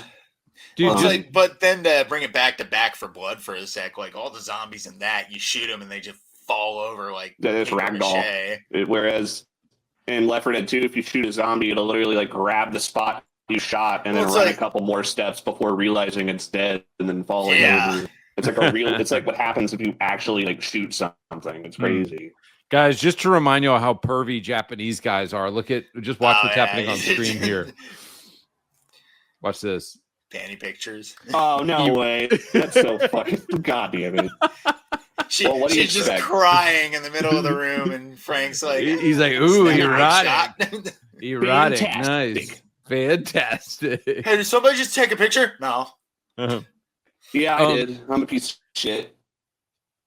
So wait, okay, so did one of y'all give a serious try to Back 4 Blood? I played the demo. I didn't get anywhere past that. I gave that game a hard college try, and then the moment they were like, "Oh, you have to organize your cards," and I'm like, "Cards?" And they're like, "Yeah, you get these cards with power ups on them." I'm like, "Nope. If this game has RPG mechanics, are you fucking kidding me?" It's like that means that I'm gonna suck until I get good loot. So that means I have to grind, and that's retarded. Right. Not only that, but half the guns in that game are fucking redundant. There's like 7 different sniper rifles that are all, it's a semi-automatic bolt action. Well, great. I actually didn't necessarily like that. I just didn't like that none of the guns felt different. No, they all felt like the exact same, but it's like at first when you get a cool. different gun in No Left 4 Dead, when you get the AK, it's big, it's chunky, it's like do. Yeah. When you get the M16, it fires faster. Or if you get the desert, the one from Left 4 Dead 2, it's like a burst fire, so it's better for taking out special infected, like specifically. Oh yeah, the Scar. Yeah. God, those games are so much better than fucking. So much fun. We should have made a podcast. But yeah, like the concept of like killing zombies in a horde has never went away. It's just unfortunately, it's just not catered to anymore. I feel like they kind of mastered it with like Dead Rising and then Prototype. It's like, and then Dead Island and stuff like this game. Well, Dead Island wasn't about a horde; it was about like how visceral it was. But I think it's just like they got so good at it. People are like, okay, well, we did it perfect. Now we don't have to try anymore. We'll just do what they did, and it's like you just get it's the same thing. Plus, zombie media was like kind of dying out. Like mid 2010s, anyways. Like I want to say we got the last pretty decent zombie media in like 2016. Yeah. Now it's starting to make a small comeback though. You got like animes like Zom 100 that are pretty good. Dying Light was like the last, but I knew zombies were out. Like I knew zombies were lame when I played Shell Shock 2, a Vietnam game, and they put fucking zombies in it, and it's like, what the fuck? I remember that. It was so lame. That game's a fucking nightmare. Dude, you already thought zombies were lame? This came out in like this game came out in 2009. Well, no, zombies were cool, like for a long time, but then it's like they were in everything, and then it's like there was a bit of inundation after. Dude, you know what did it? The Walking Dead did it. Yeah. The Walking and then Dead they made The Walking Dead super gay. Dude, that show gets pretty weird. Yeah, but that in Walking Dead premiered 2010. So yeah, I would say like 2010 to 2016 is probably like, and then Dead Rising, this came out in 2006. So it was a little bit ahead of the curve on the zombies thing. Yeah. I mean, it was so funny when Dead Rising came out. Like, I don't know if I have my original case, but you know that on the original case for Dead Rising, they put like a big warning label that said this game is not affiliated or related to George A. Romero's Dawn of the Dead. Like they had because fucking Dawn of the Dead tried to sue them. Yeah. George Romero tried to sue, and then once he realized video games made money, then he was all over it. They put him in Dying Light and fucking. And they made fucking Road to Fiddler's. And then he was in Black Ops. They put George Romero in Black Ops, I guess. Oh, I remember that. Yeah, he was like the fucking because you have fucking Freddy Krueger's actor. Yeah, Robert Buffy Englund? the Vampire Slayer's actor. Yeah. See, now I am. You have fucking what's his face? Not Daryl, the other guy. I have no clue. Talking about Merle? Yeah. Oh, What's yeah, he was. You're right. Yeah, he was in it. He was in Call of the Dead too. It was 4 famous actors. I forget the 4th one. Danny Trejo. Oh yeah. Yeah. He's like, no, I'm here to kill zombies. Yeah. What a good DLC. I miss Call of the Dead. Wait, was you talking about Michael Rooker? Yeah. Dude, I freaking love Michael Rooker. So he's one of my favorite actors. He's so good. Him and Punisher are like probably 2 of my favorite actors.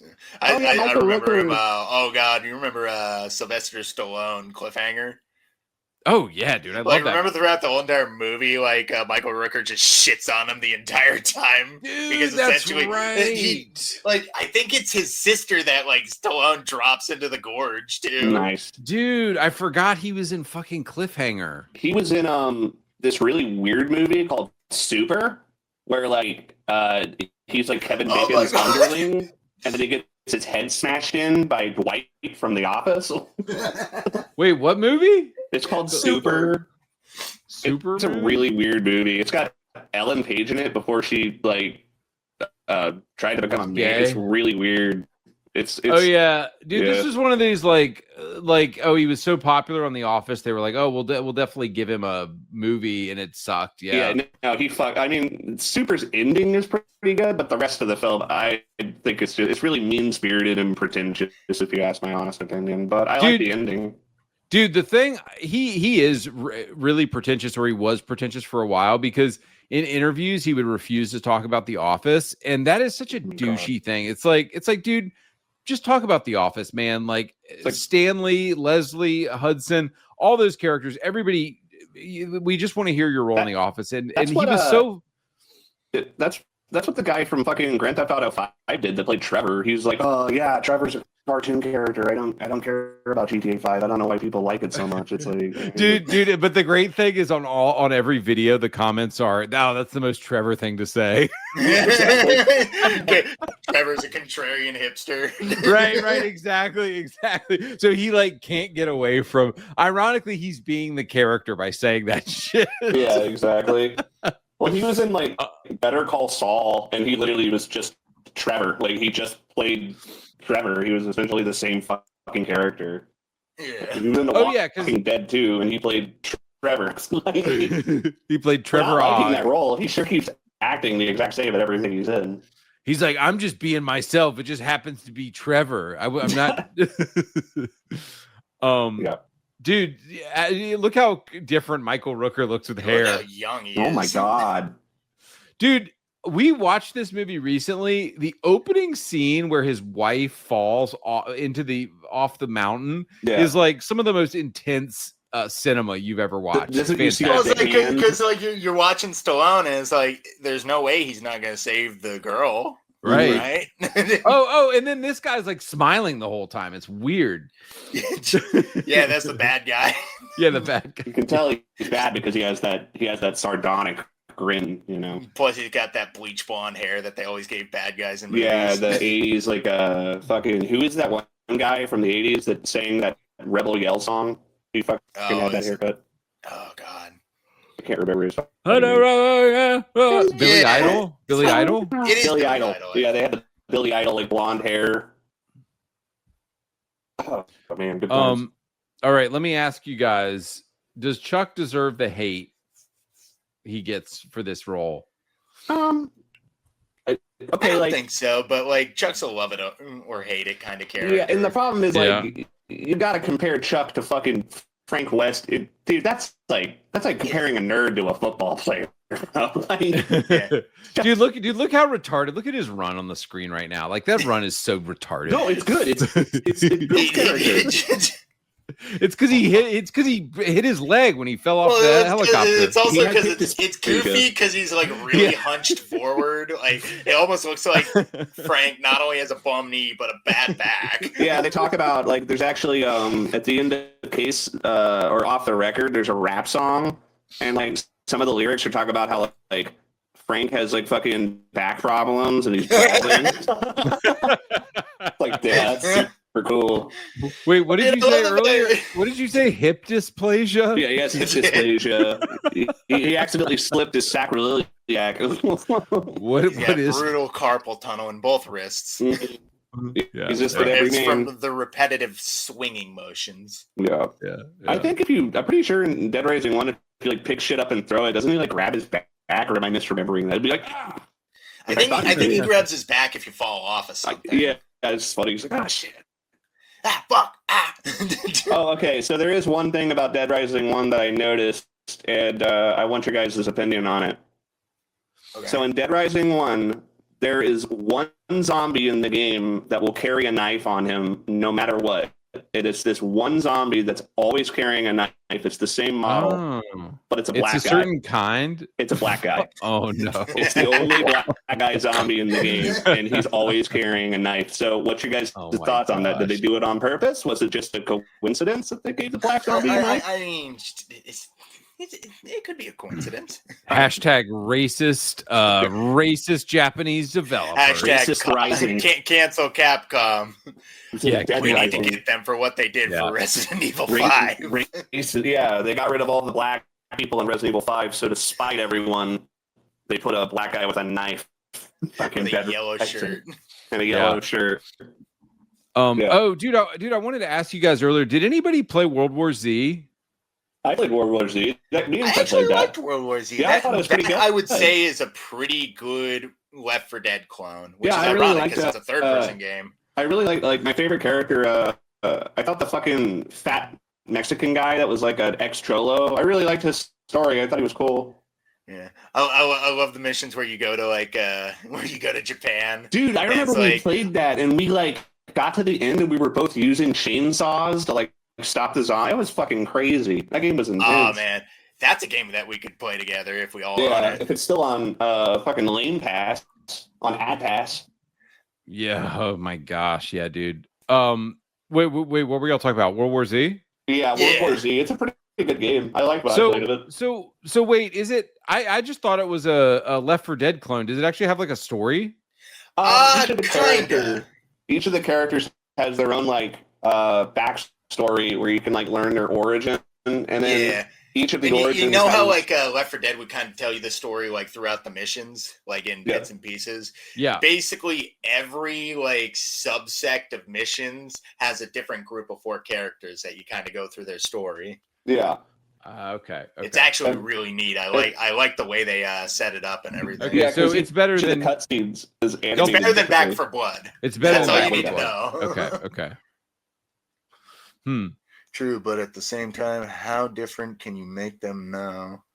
Yeah, people are just talking about zombie games, and I still feel like there's. I mean, just the fact that this game exists and is like so like this was. I mean, it's just gonna take the right person to make like the next one, dude. And, honestly, it's gonna come out of nowhere. We're not gonna know it's coming. It's gonna be like when Dying Light came out, when that game made gangbusters and blew the socks off of everybody. Yeah. Like a game's gonna come along like that. That's gonna be in the vein of like Dead Rising or a new Left 4 Dead, and people are gonna be like, "This is it. Yeah, this is what I'm gonna sink all my time into for now."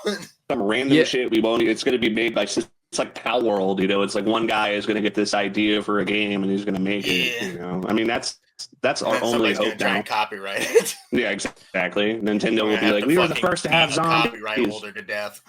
We had a zombie in fucking Zelda. That means we were the first to make it. You can't make a zombie game. We invented shields, guys. Dark Souls invented rolling. This is all because fucking Hideo Kojima copyrighted hiding in a cardboard box. Fucking asshole. It's because of him off. I love Kojima, but yeah, that's stupid. They fucking copyrighted. He's such a dick. Dude, also the fact that every single movie he's made is just a copy of an 80s movie. Like, dude, fucking Solid Snake is just Snake Plissken from Escape from New York. The same character.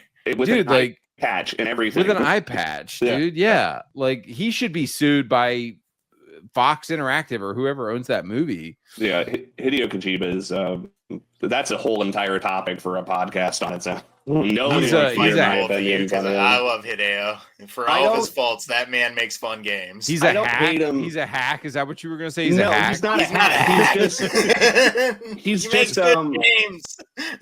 Hideo Kojima like really likes the smell of his own farts, and he really loves patting himself on the feet. That's the thing. I won't deny you there. Yeah, dude, he really does. He pats himself on the back. He makes good games. He congratulates himself before he even finishes a project. Like, you know, Dude, look, I love the Metal Gear Solid games, but I could not stand Death Stranding. And that game is just 30 hours of that dude smelling his own farts. Death Stranding is a big old busy work game. I'd say the only people who really enjoy games like that are guys who like Truck Simulator, which I like Big Mother Truckers. Which like I do like that game. But if Death Stranding is anything very much. If Death Stranding is anything, if it's like Big Mother Truckers, I might play it. That game's good. Big Mother Truckers. What? Big Mother Truckers truck me harder. Dude, yeah. Dude, there's a commercial for Big Mother Truckers where it's like, it shows like a dude, or it shows a semi-truck, and it's like these couple, like, obviously having sex. And this is a commercial for a fucking T for Teen game. And then out of nowhere, it's like, he's like, wait a second, Cleus? And he's like, oh, no, Janet, you're my sister. Like, they just make a fucking incest joke on one of the trailers. I could not. That game was fucking crazy. I remember. I think it like said T for Teen on the front of the box, but then on the back of the box it said M for Mature or something. That game was a fucking nightmare. Oh, I love Big Mother Truckers. I used to play the shit out of that game. Well, my dad's a truck driver. It's got fucking like obviously it's got the bottle blonde with Daisy. I never played Big Mother Truckers 2, but I did play Big Mother Truckers 1, and that was like the only driving game I ever liked playing.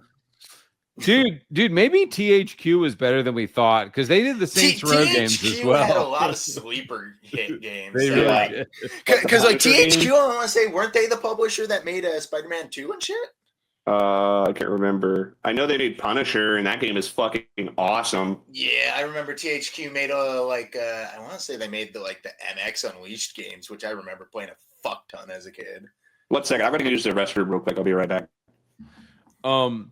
No, dude, this Big Mother Truckers 2 truck me harder. Truck me harder. Dude, this game has been going viral. Like a bunch of YouTubers mention it now, but like my brother-in-law, Kevin, he doesn't follow YouTube. He doesn't know about viral stuff. I randomly was just like, hey, dude, have you ever heard of this game, Big Mother Truckers 2? He's like, oh yeah, I played it growing up. I'm like, man, our childhoods were weird. We were playing shit we should not have even touched.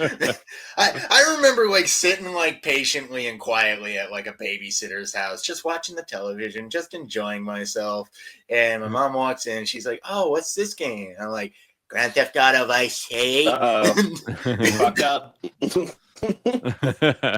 You fucked up. I remember my mom used to she would literally be like, I remember I went to Blockbuster to get a video game rented, and I rented Unreal Tournament, and Nice. The lady, I will never forget this. I fucking hated this lady. She was renting the game, and she looked at my mom and said, ma'am, this game is rated M for mature. It might have content not suitable for your son. And my mom was like, well, you're not playing this game because you're just going to be raping and murdering prostitutes. And I'm like, Mom, it's Unreal Tournament.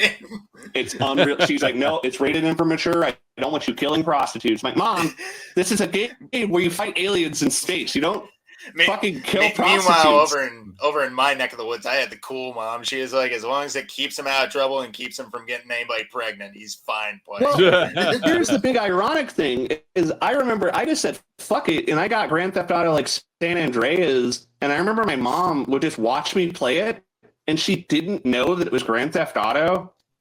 She was so ignorant. She was like, you can't play Grand Theft Auto. Meanwhile, I own it, and I own 3 Vice City and San Andreas, and she never picked up on the fact that I was playing Grand Theft Auto. It's like it was so. She was so ignorant. She would sit there and watch you play it and not realize you were playing Grand Theft Auto. Game. Well, I'm playing it right now. She would be like, I don't want you playing Grand Theft Auto. Meanwhile, I'm literally playing it, and she just didn't know because she never paid attention to the video games we played. See where fucking Carlito's getting dragged. Would you do that thing where you? Barnaby. Would you do the thing where you just not do violent stuff? I was smart about it. I remember when my dad saw me playing it, I was like, I got into a semi truck and I was just driving because he's a truck driver. So I tried to tug at his heartstrings, like, look, Dad, I'm like you. And he was like, oh. And then, once he leaves the room, I get out of the semi truck and I blow away a prostitute and steal all her money. You just like a real truck and shoot a prostitute. Look, it's real trucking. Truckers kill prostitutes all the time. I'm just being more realistic. Yeah. Yeah. Dude, it's even more authentic if you stop at a rest stop. Mm-hmm. Mm-hmm. Dude, I desperately wanted my dad. My dad would never care or play any video games with me, but I desperately wanted him to give a shit about video games. Yeah. Oh, by the way, Otis on the screen here, he's so annoying when he's like, it's very rude to cut me off like that. Oh my God. I'm getting attacked. The worst part was if you didn't have an HD television, the text was too small to read the fucking shit Otis was saying. It's all fucked up. Dude, so I would never understand. I'm like, why is he calling me back? It's like, I fucking thought yeah, dude, it was so annoying. Dude, a lot of people, if you ask AI why the things people didn't like, one of the things was a lot of people still had the 640 by 480 CRT TVs, and they designed this game for HD, and people couldn't fucking read the text. No, yeah, that was a big issue when the game first came out. You couldn't read what was going on.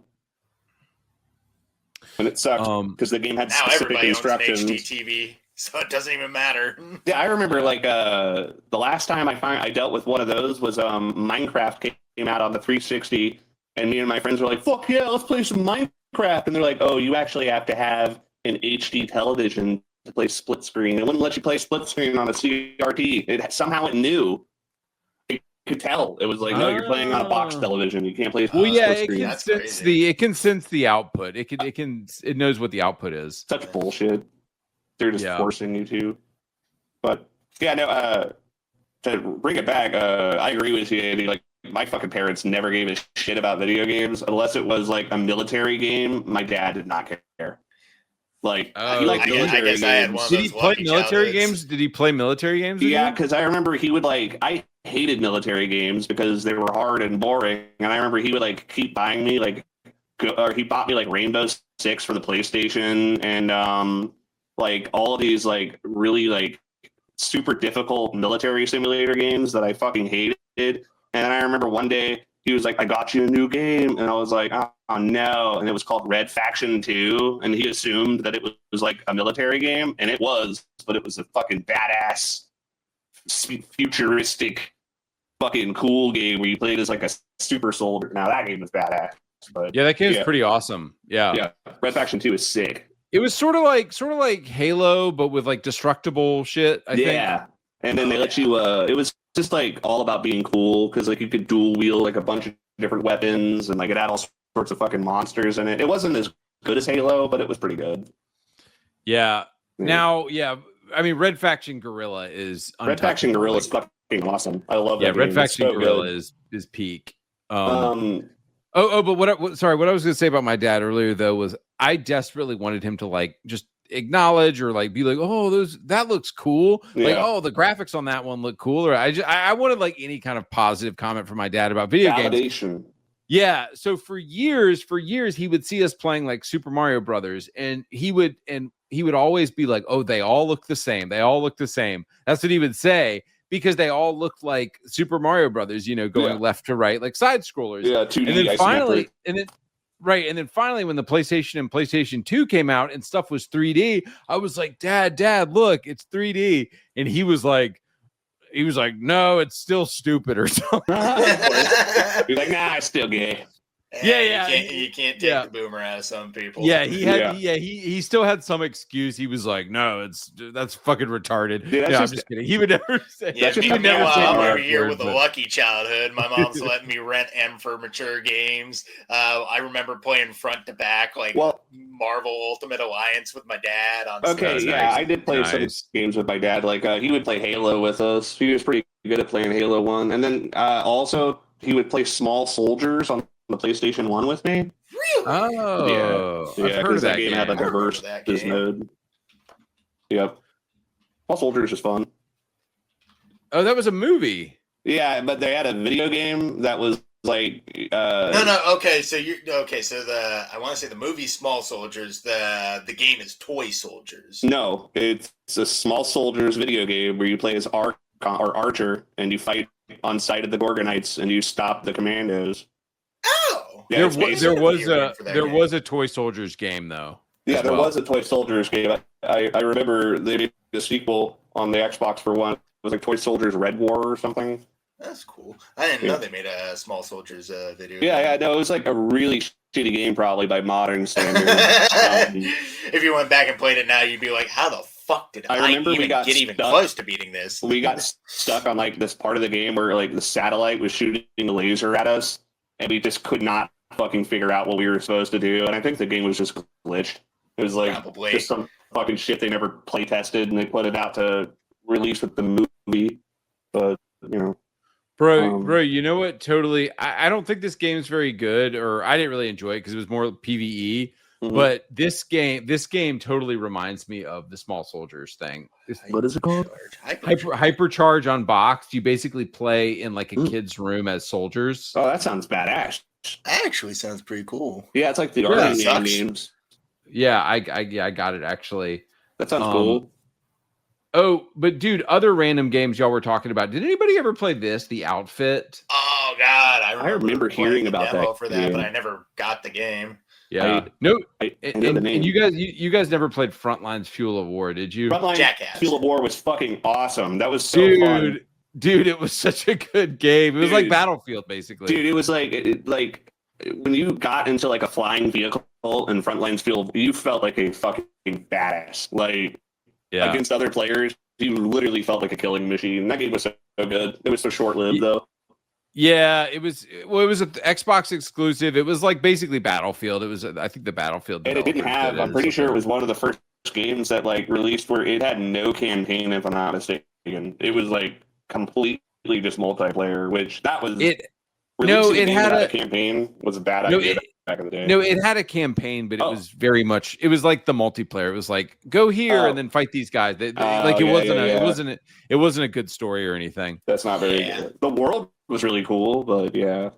Yeah. Well, it was cool because you were like pushing it was the front lines, right? You were like on your map, you were constantly pushing back the the battle, I guess. Yeah.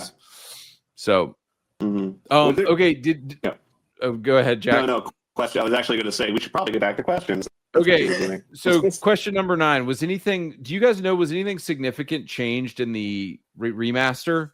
A bunch of stuff. Yeah, they got, I said, they censored Cliff's dialogue. They replaced the Chinese butcher with the fat American butcher with the Chinese accent. Oh my gosh. And then I think they used AI to try and like gussy up some of the pixel art, and because of it, there's just like typos all over like the posters and shit now. So instead of orange juice, it's like orange jaisu. Yeah, they completely. It does sound more Japanese though. Orange maybe they just like got it. The AI got confused and put everything in kanji. Or it could just be Angerish because that was the time period. No, but they completely removed erotica as a concept. Yep. Like you don't get erotica points anymore for taking. Wait, they got rid of erotica? You didn't know that? Now that I repressed it. I knew it. You repressed it because like, they took out my sex from my sleazy video game. Come on, man! It's like you gotta have erotica is what makes it to where you can't have your mom watch you play it. That's what makes it fun. Well, it's like the reason why it's there is because fucking Frank's a sleazy journo. Of course he's a sleaze. He's a fucking paparazzi. He's a piece of shit. He's a piece of shit with a heart of gold. Yeah, absolutely. Okay, guys. Final question here. Final question. What game was Capcom Vancouver trying to emulate in Dead Rising 4? Oh, fuck me. That's hard. Probably Sunset Overdrive, honestly, because that came out around the same time. I don't know. I mean, there's nothing really like Dead Rising 4, like because it's so bad. Because it's so bad. Because they literally boiled all of the fun and all the worst parts of every game down to like a streamlined, cohesive game. Dude, it's kind of I wouldn't necessarily say it's a fun game. It's weird. Dude, it's kind of like what Fallout 76 did to Fallout. Like, they literally took like what Jack said earlier. They took the soul out of like Dead Rising and then just hand you this husk, and it's like it's got everything the other games do, and it's like but not everything that made it fun. Right. Let's take the least interesting, least fun parts of the game and make those like the main focus. The time limit, and with all of that time and a whole map for you to explore, we will do fuck all with your free time now. We won't give you anything to do besides the story. I also think the fact that they turned Frank West into Deadpool. And, oh god, not even Deadpool. He like worse. Quips and makes observational comedy about everything, like Jerry Seinfeld. He's like, "Oh, what's the deal? You gotta kill a zombie. What's the deal with your eviscerated by zombies?" Oh, and then they also toned down the gore. Look, I'm dropping your entrails. They toned down the gore in Dead Rising 4, so it's not even as bloody as like the first game is fucking gory, bro. And the blood it looks so realistic.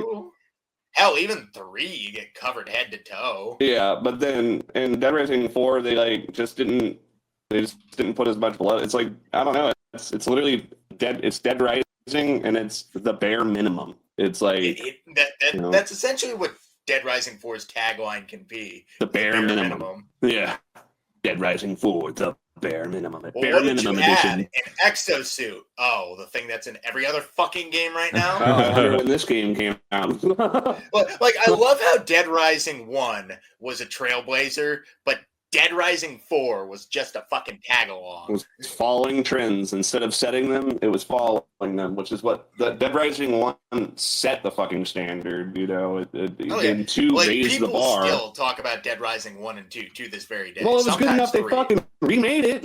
You know, obviously, it was good enough that they remade it. They remade it poorly, and then sales for the original game blew the fuck up. Yeah, they did it on purpose. The remake didn't sell as well. And Dead Rising is back in the grave.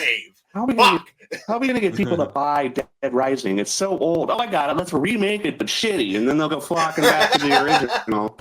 That's how it's the long. Which the problem is, Dead Rising remake has tons of quality of life improvements that are really nice. The problem is, they took out a bunch of stuff that should have just been left alone. Yeah, it's like, oh yeah, we gave the Mona Lisa bigger tits, and it's like, yeah, but maybe you shouldn't repaint the Mona Lisa at all. Yeah, people like the Mona Lisa because it's the Mona Lisa. No, but we added big tits, but then we gave her a mustache, and it's like, but that's okay. Now you took it too far. Tits are a nice change, but the mustache is too far. Yeah. Yeah, dude, I truly think at the end of the day, it was the difficulty. Like that was what, and that was what people came to associate Dead Rising with, is how, because the first 2 games are fucking hard, and when you and they didn't have difficulty settings. Well, there was no difficulty settings in the first 2 games, and so that became such a part of the game that I found myself just getting bored with Dead Rising 3 and 4 because it was the difficulty that made you improvise and made you explore the area and made you try different stuff. Yeah. And without the difficulty, who cares?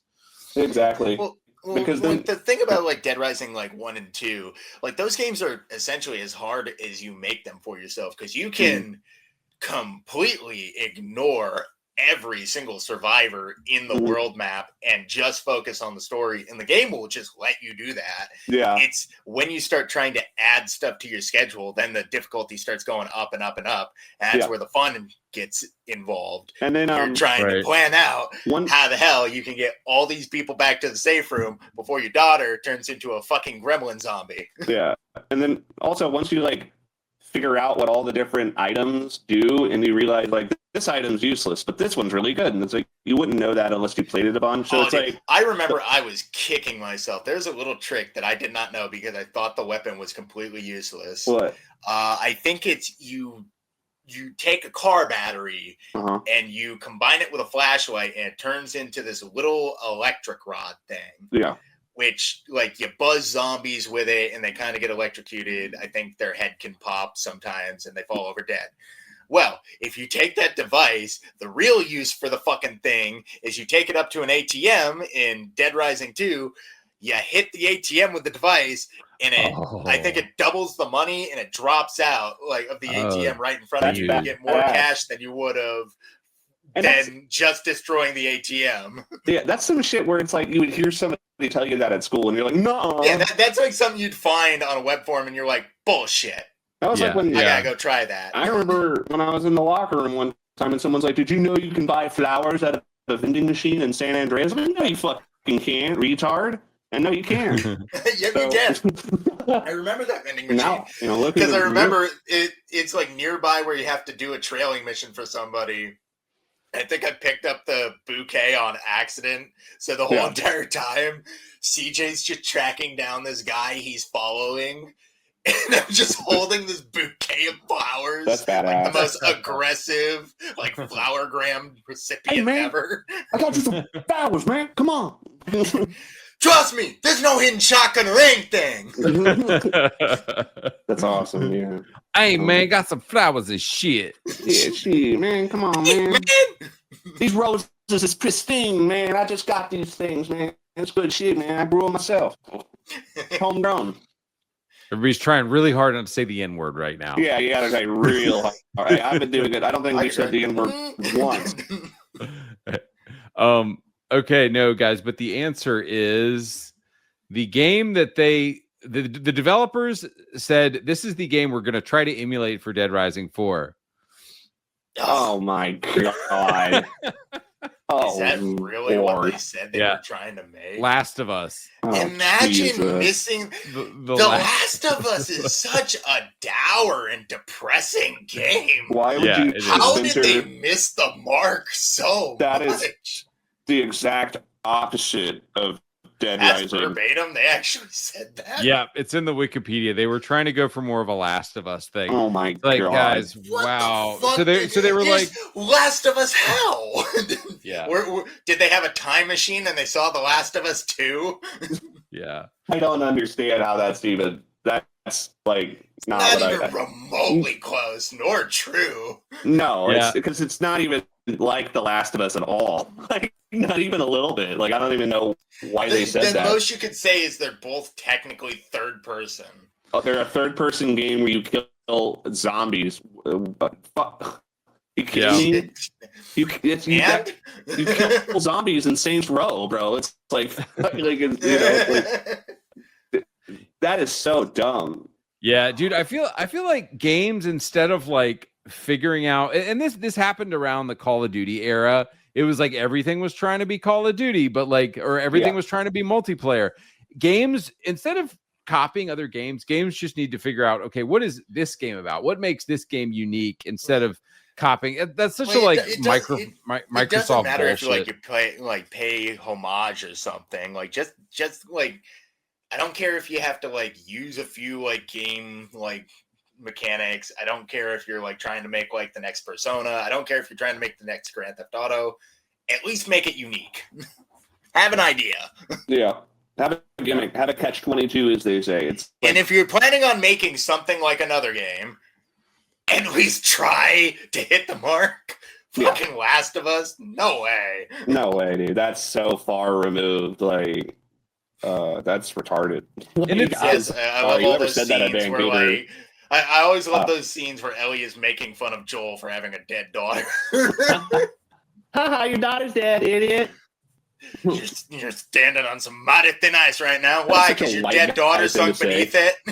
Whoa, nice. That's such a your daughter. That's awesome. It's such a white dude thing to say. Mighty thin ice there. Okay, cracker. Cracker, honky, bird shit, cousin fucker. Stop. Hold on. Don't get us slacked up. No, these are all white slurs. Yeah, but it doesn't matter because, maybe there's one white guy out there that's like, dude, funny. Guys, you know what the you know what the white N word is, right? Irish? No, racist. If you get called racist, that's so or bad. We can't be racist. The other N word, have you guys ever liked to play Yahtzee? It's a word that rhymes with Yahtzee. Oh yeah. That's the other. That's the white N word, literally. Right, but it's interesting how Mustache Man and being called racist, or like, they're useless terms now. Nobody even takes people seriously who call people that anymore. It's literally like it's a glancing blow at best. Yeah.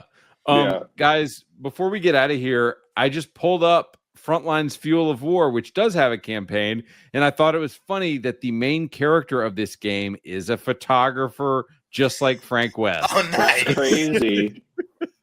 Yeah, the main character. I don't think you play as secretly him. Frontline's Fuel of War, which is a prequel to Dead Rising. Right, awesome. Same universe. The war he covered. This is the war that he covered. Yeah. Holy shit. He's like, I covered Frontline's Fuel of War, fuck. Frank was in the thick of it. Yeah. Dude, Frank aged terribly. You would too if you experienced that type of warfare, He shaved his beard. Such a shame. Yeah, he put on about 40 pounds. Got that back. And fat. Then fat, Dude, I also realized there's like a ton of freaking DLCs I didn't even know about, like something called Dead Rising 3 Broken Arrow or something, or Broken Arrow. Whoa. Dead Rising Broken Arrow. I know that there's a Dead Rising 3 DLC where you dress up like Ryu from Street Fighter. Oh my gosh. And it's like you can shoot, Okay, there's a DLC for DR3 called Operation Broken Eagle and Fallen Angel. Oh, okay. I did not know that 3 even had any DLC. Yeah. There's one where you play as a bunch of different like soldiers, and I guess it got like I think somebody that would worked on 2 talked about how they like the DLC got all fucked up. Like they were trying to make it really cool, and then they made them change it last minute. I don't quite remember the story though. Studio meddling, tale as old as time. Yeah. Somebody said Case Zero is underrated. What was that? Case Zero is really good. Oh, Case Zero was the 2 prequel. I played Case Zero more than I played Dead Rising 2 because you could get that on the Xbox arcade for free, and it was just a little slice of Dead Rising 2. It was really cool. Okay. And then they have Case West, which is the West, the epilogue to Dead Rising 2.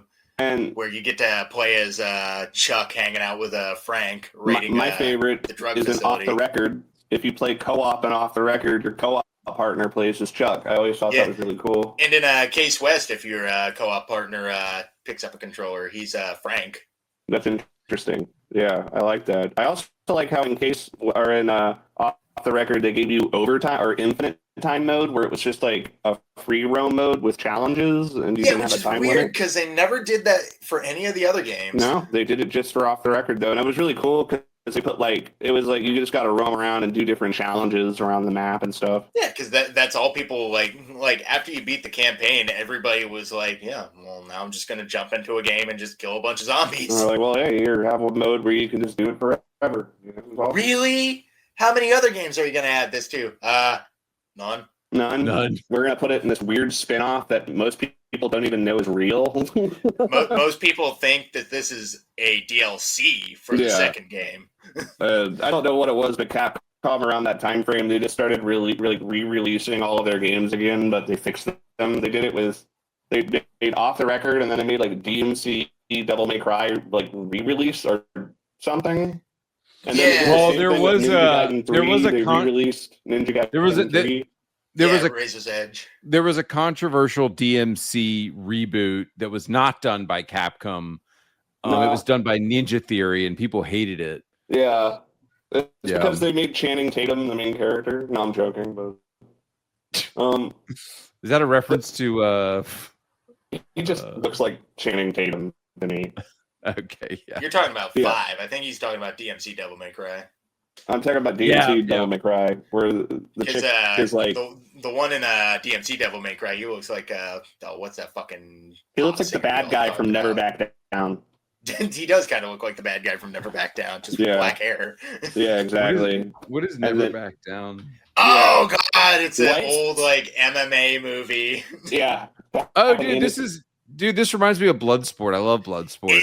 Dude, it's honestly like I'd say it's kind of a modern Bloodsport. The movie's pretty good. Never Back Down is like a teen. It's a teen drama movie with like teen heartthrob school drama, but it also has fighting. So they all kick the fuck out of each other. Yeah. Dude, I'm gonna get my wife in the movie where the guy. I'm gonna tell my wife. I'm gonna tell my wife this is like a high school movie. And Dude, get her to watch it with me. literally it ends with like fucking sick puppies, like you're going down playing in the background. There's a part of the movie where like when you face it's the fun. There's a guy who's like being a jerk to his girlfriend, and they play that song "Face Down" by Red Jumpsuit. It's so on the nose. Like I think he trains. Like a man when you beat your girlfriend. Yeah, I think he also trains a bit on the nose, song. guys. A bit on the nose. Yeah, back then. When you corner her and attack her in the back room.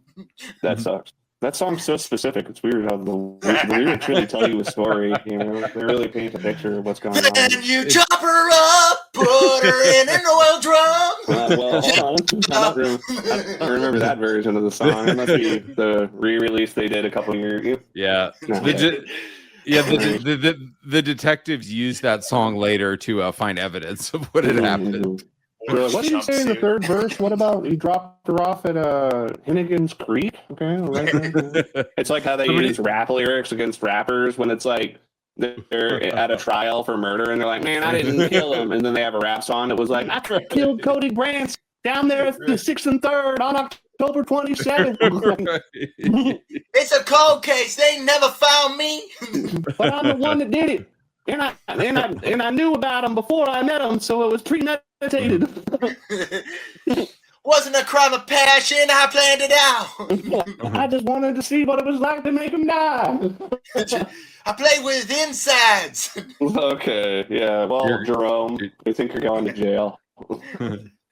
Somebody said in the chat, "Hey, babe, you want to go out with a real big man?"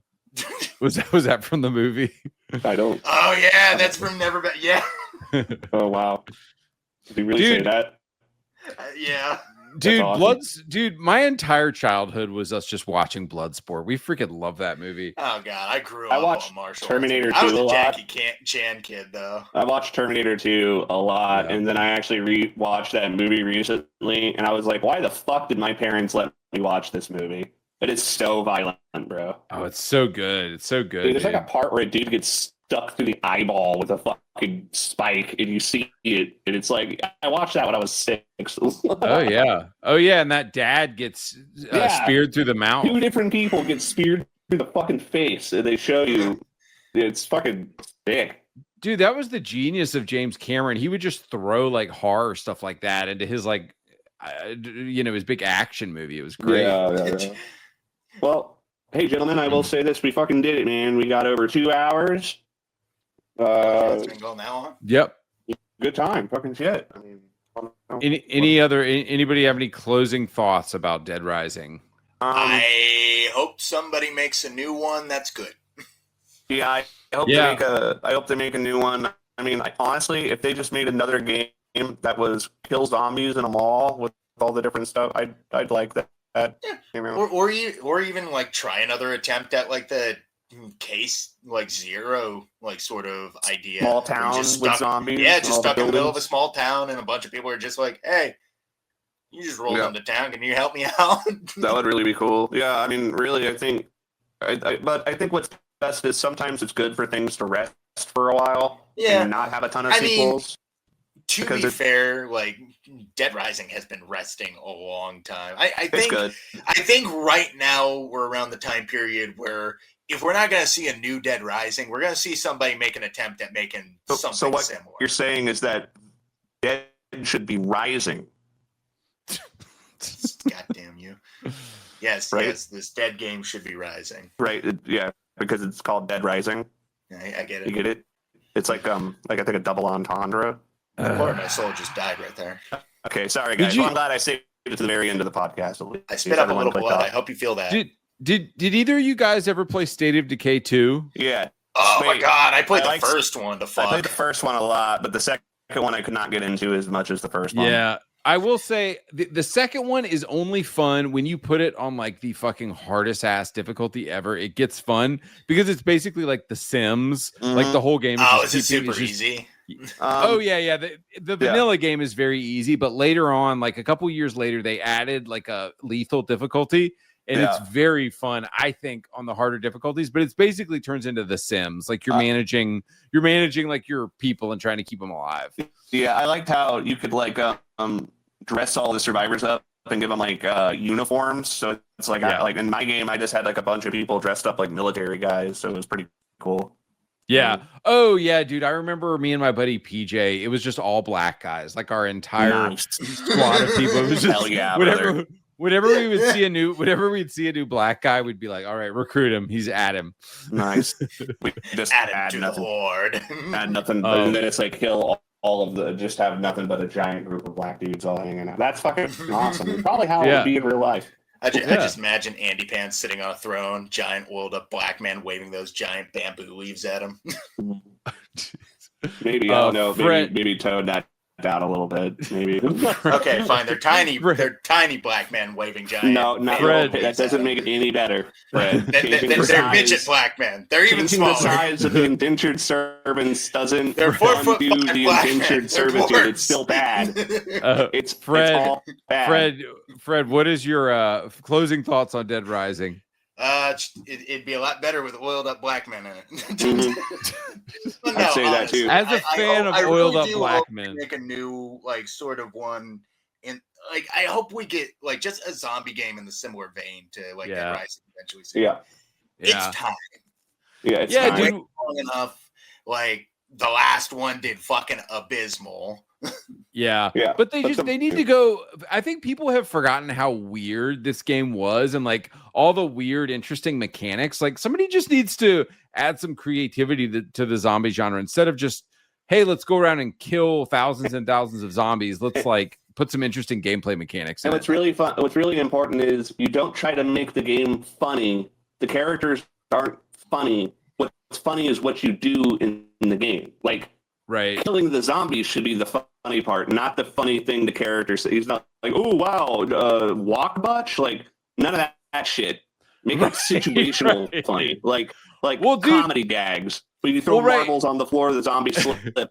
Your character doesn't say some quippy shit. Yeah. Right.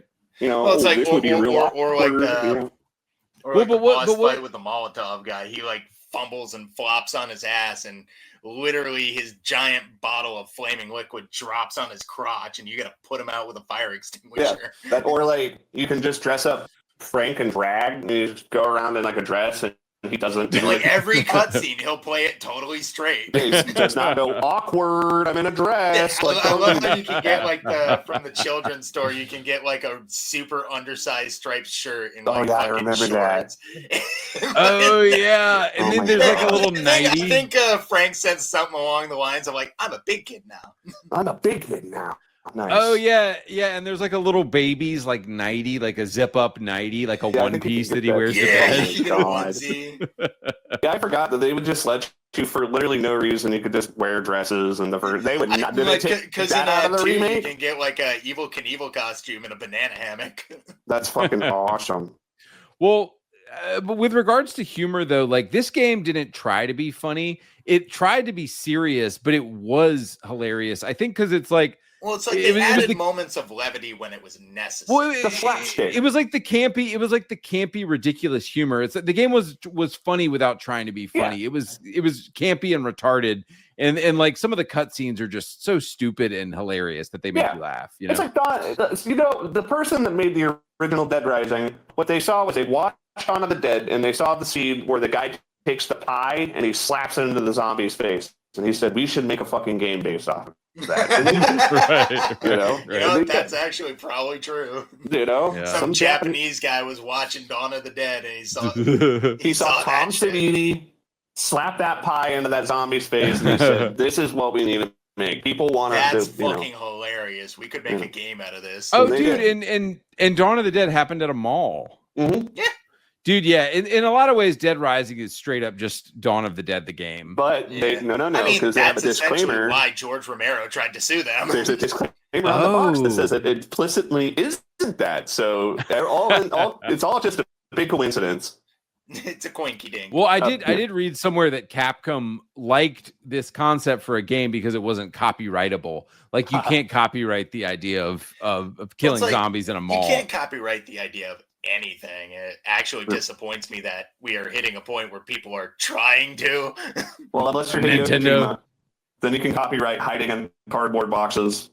Hide in a cardboard box outside Kojima's studio and just pop. You can't do it. You go to jail. They'll arrest you.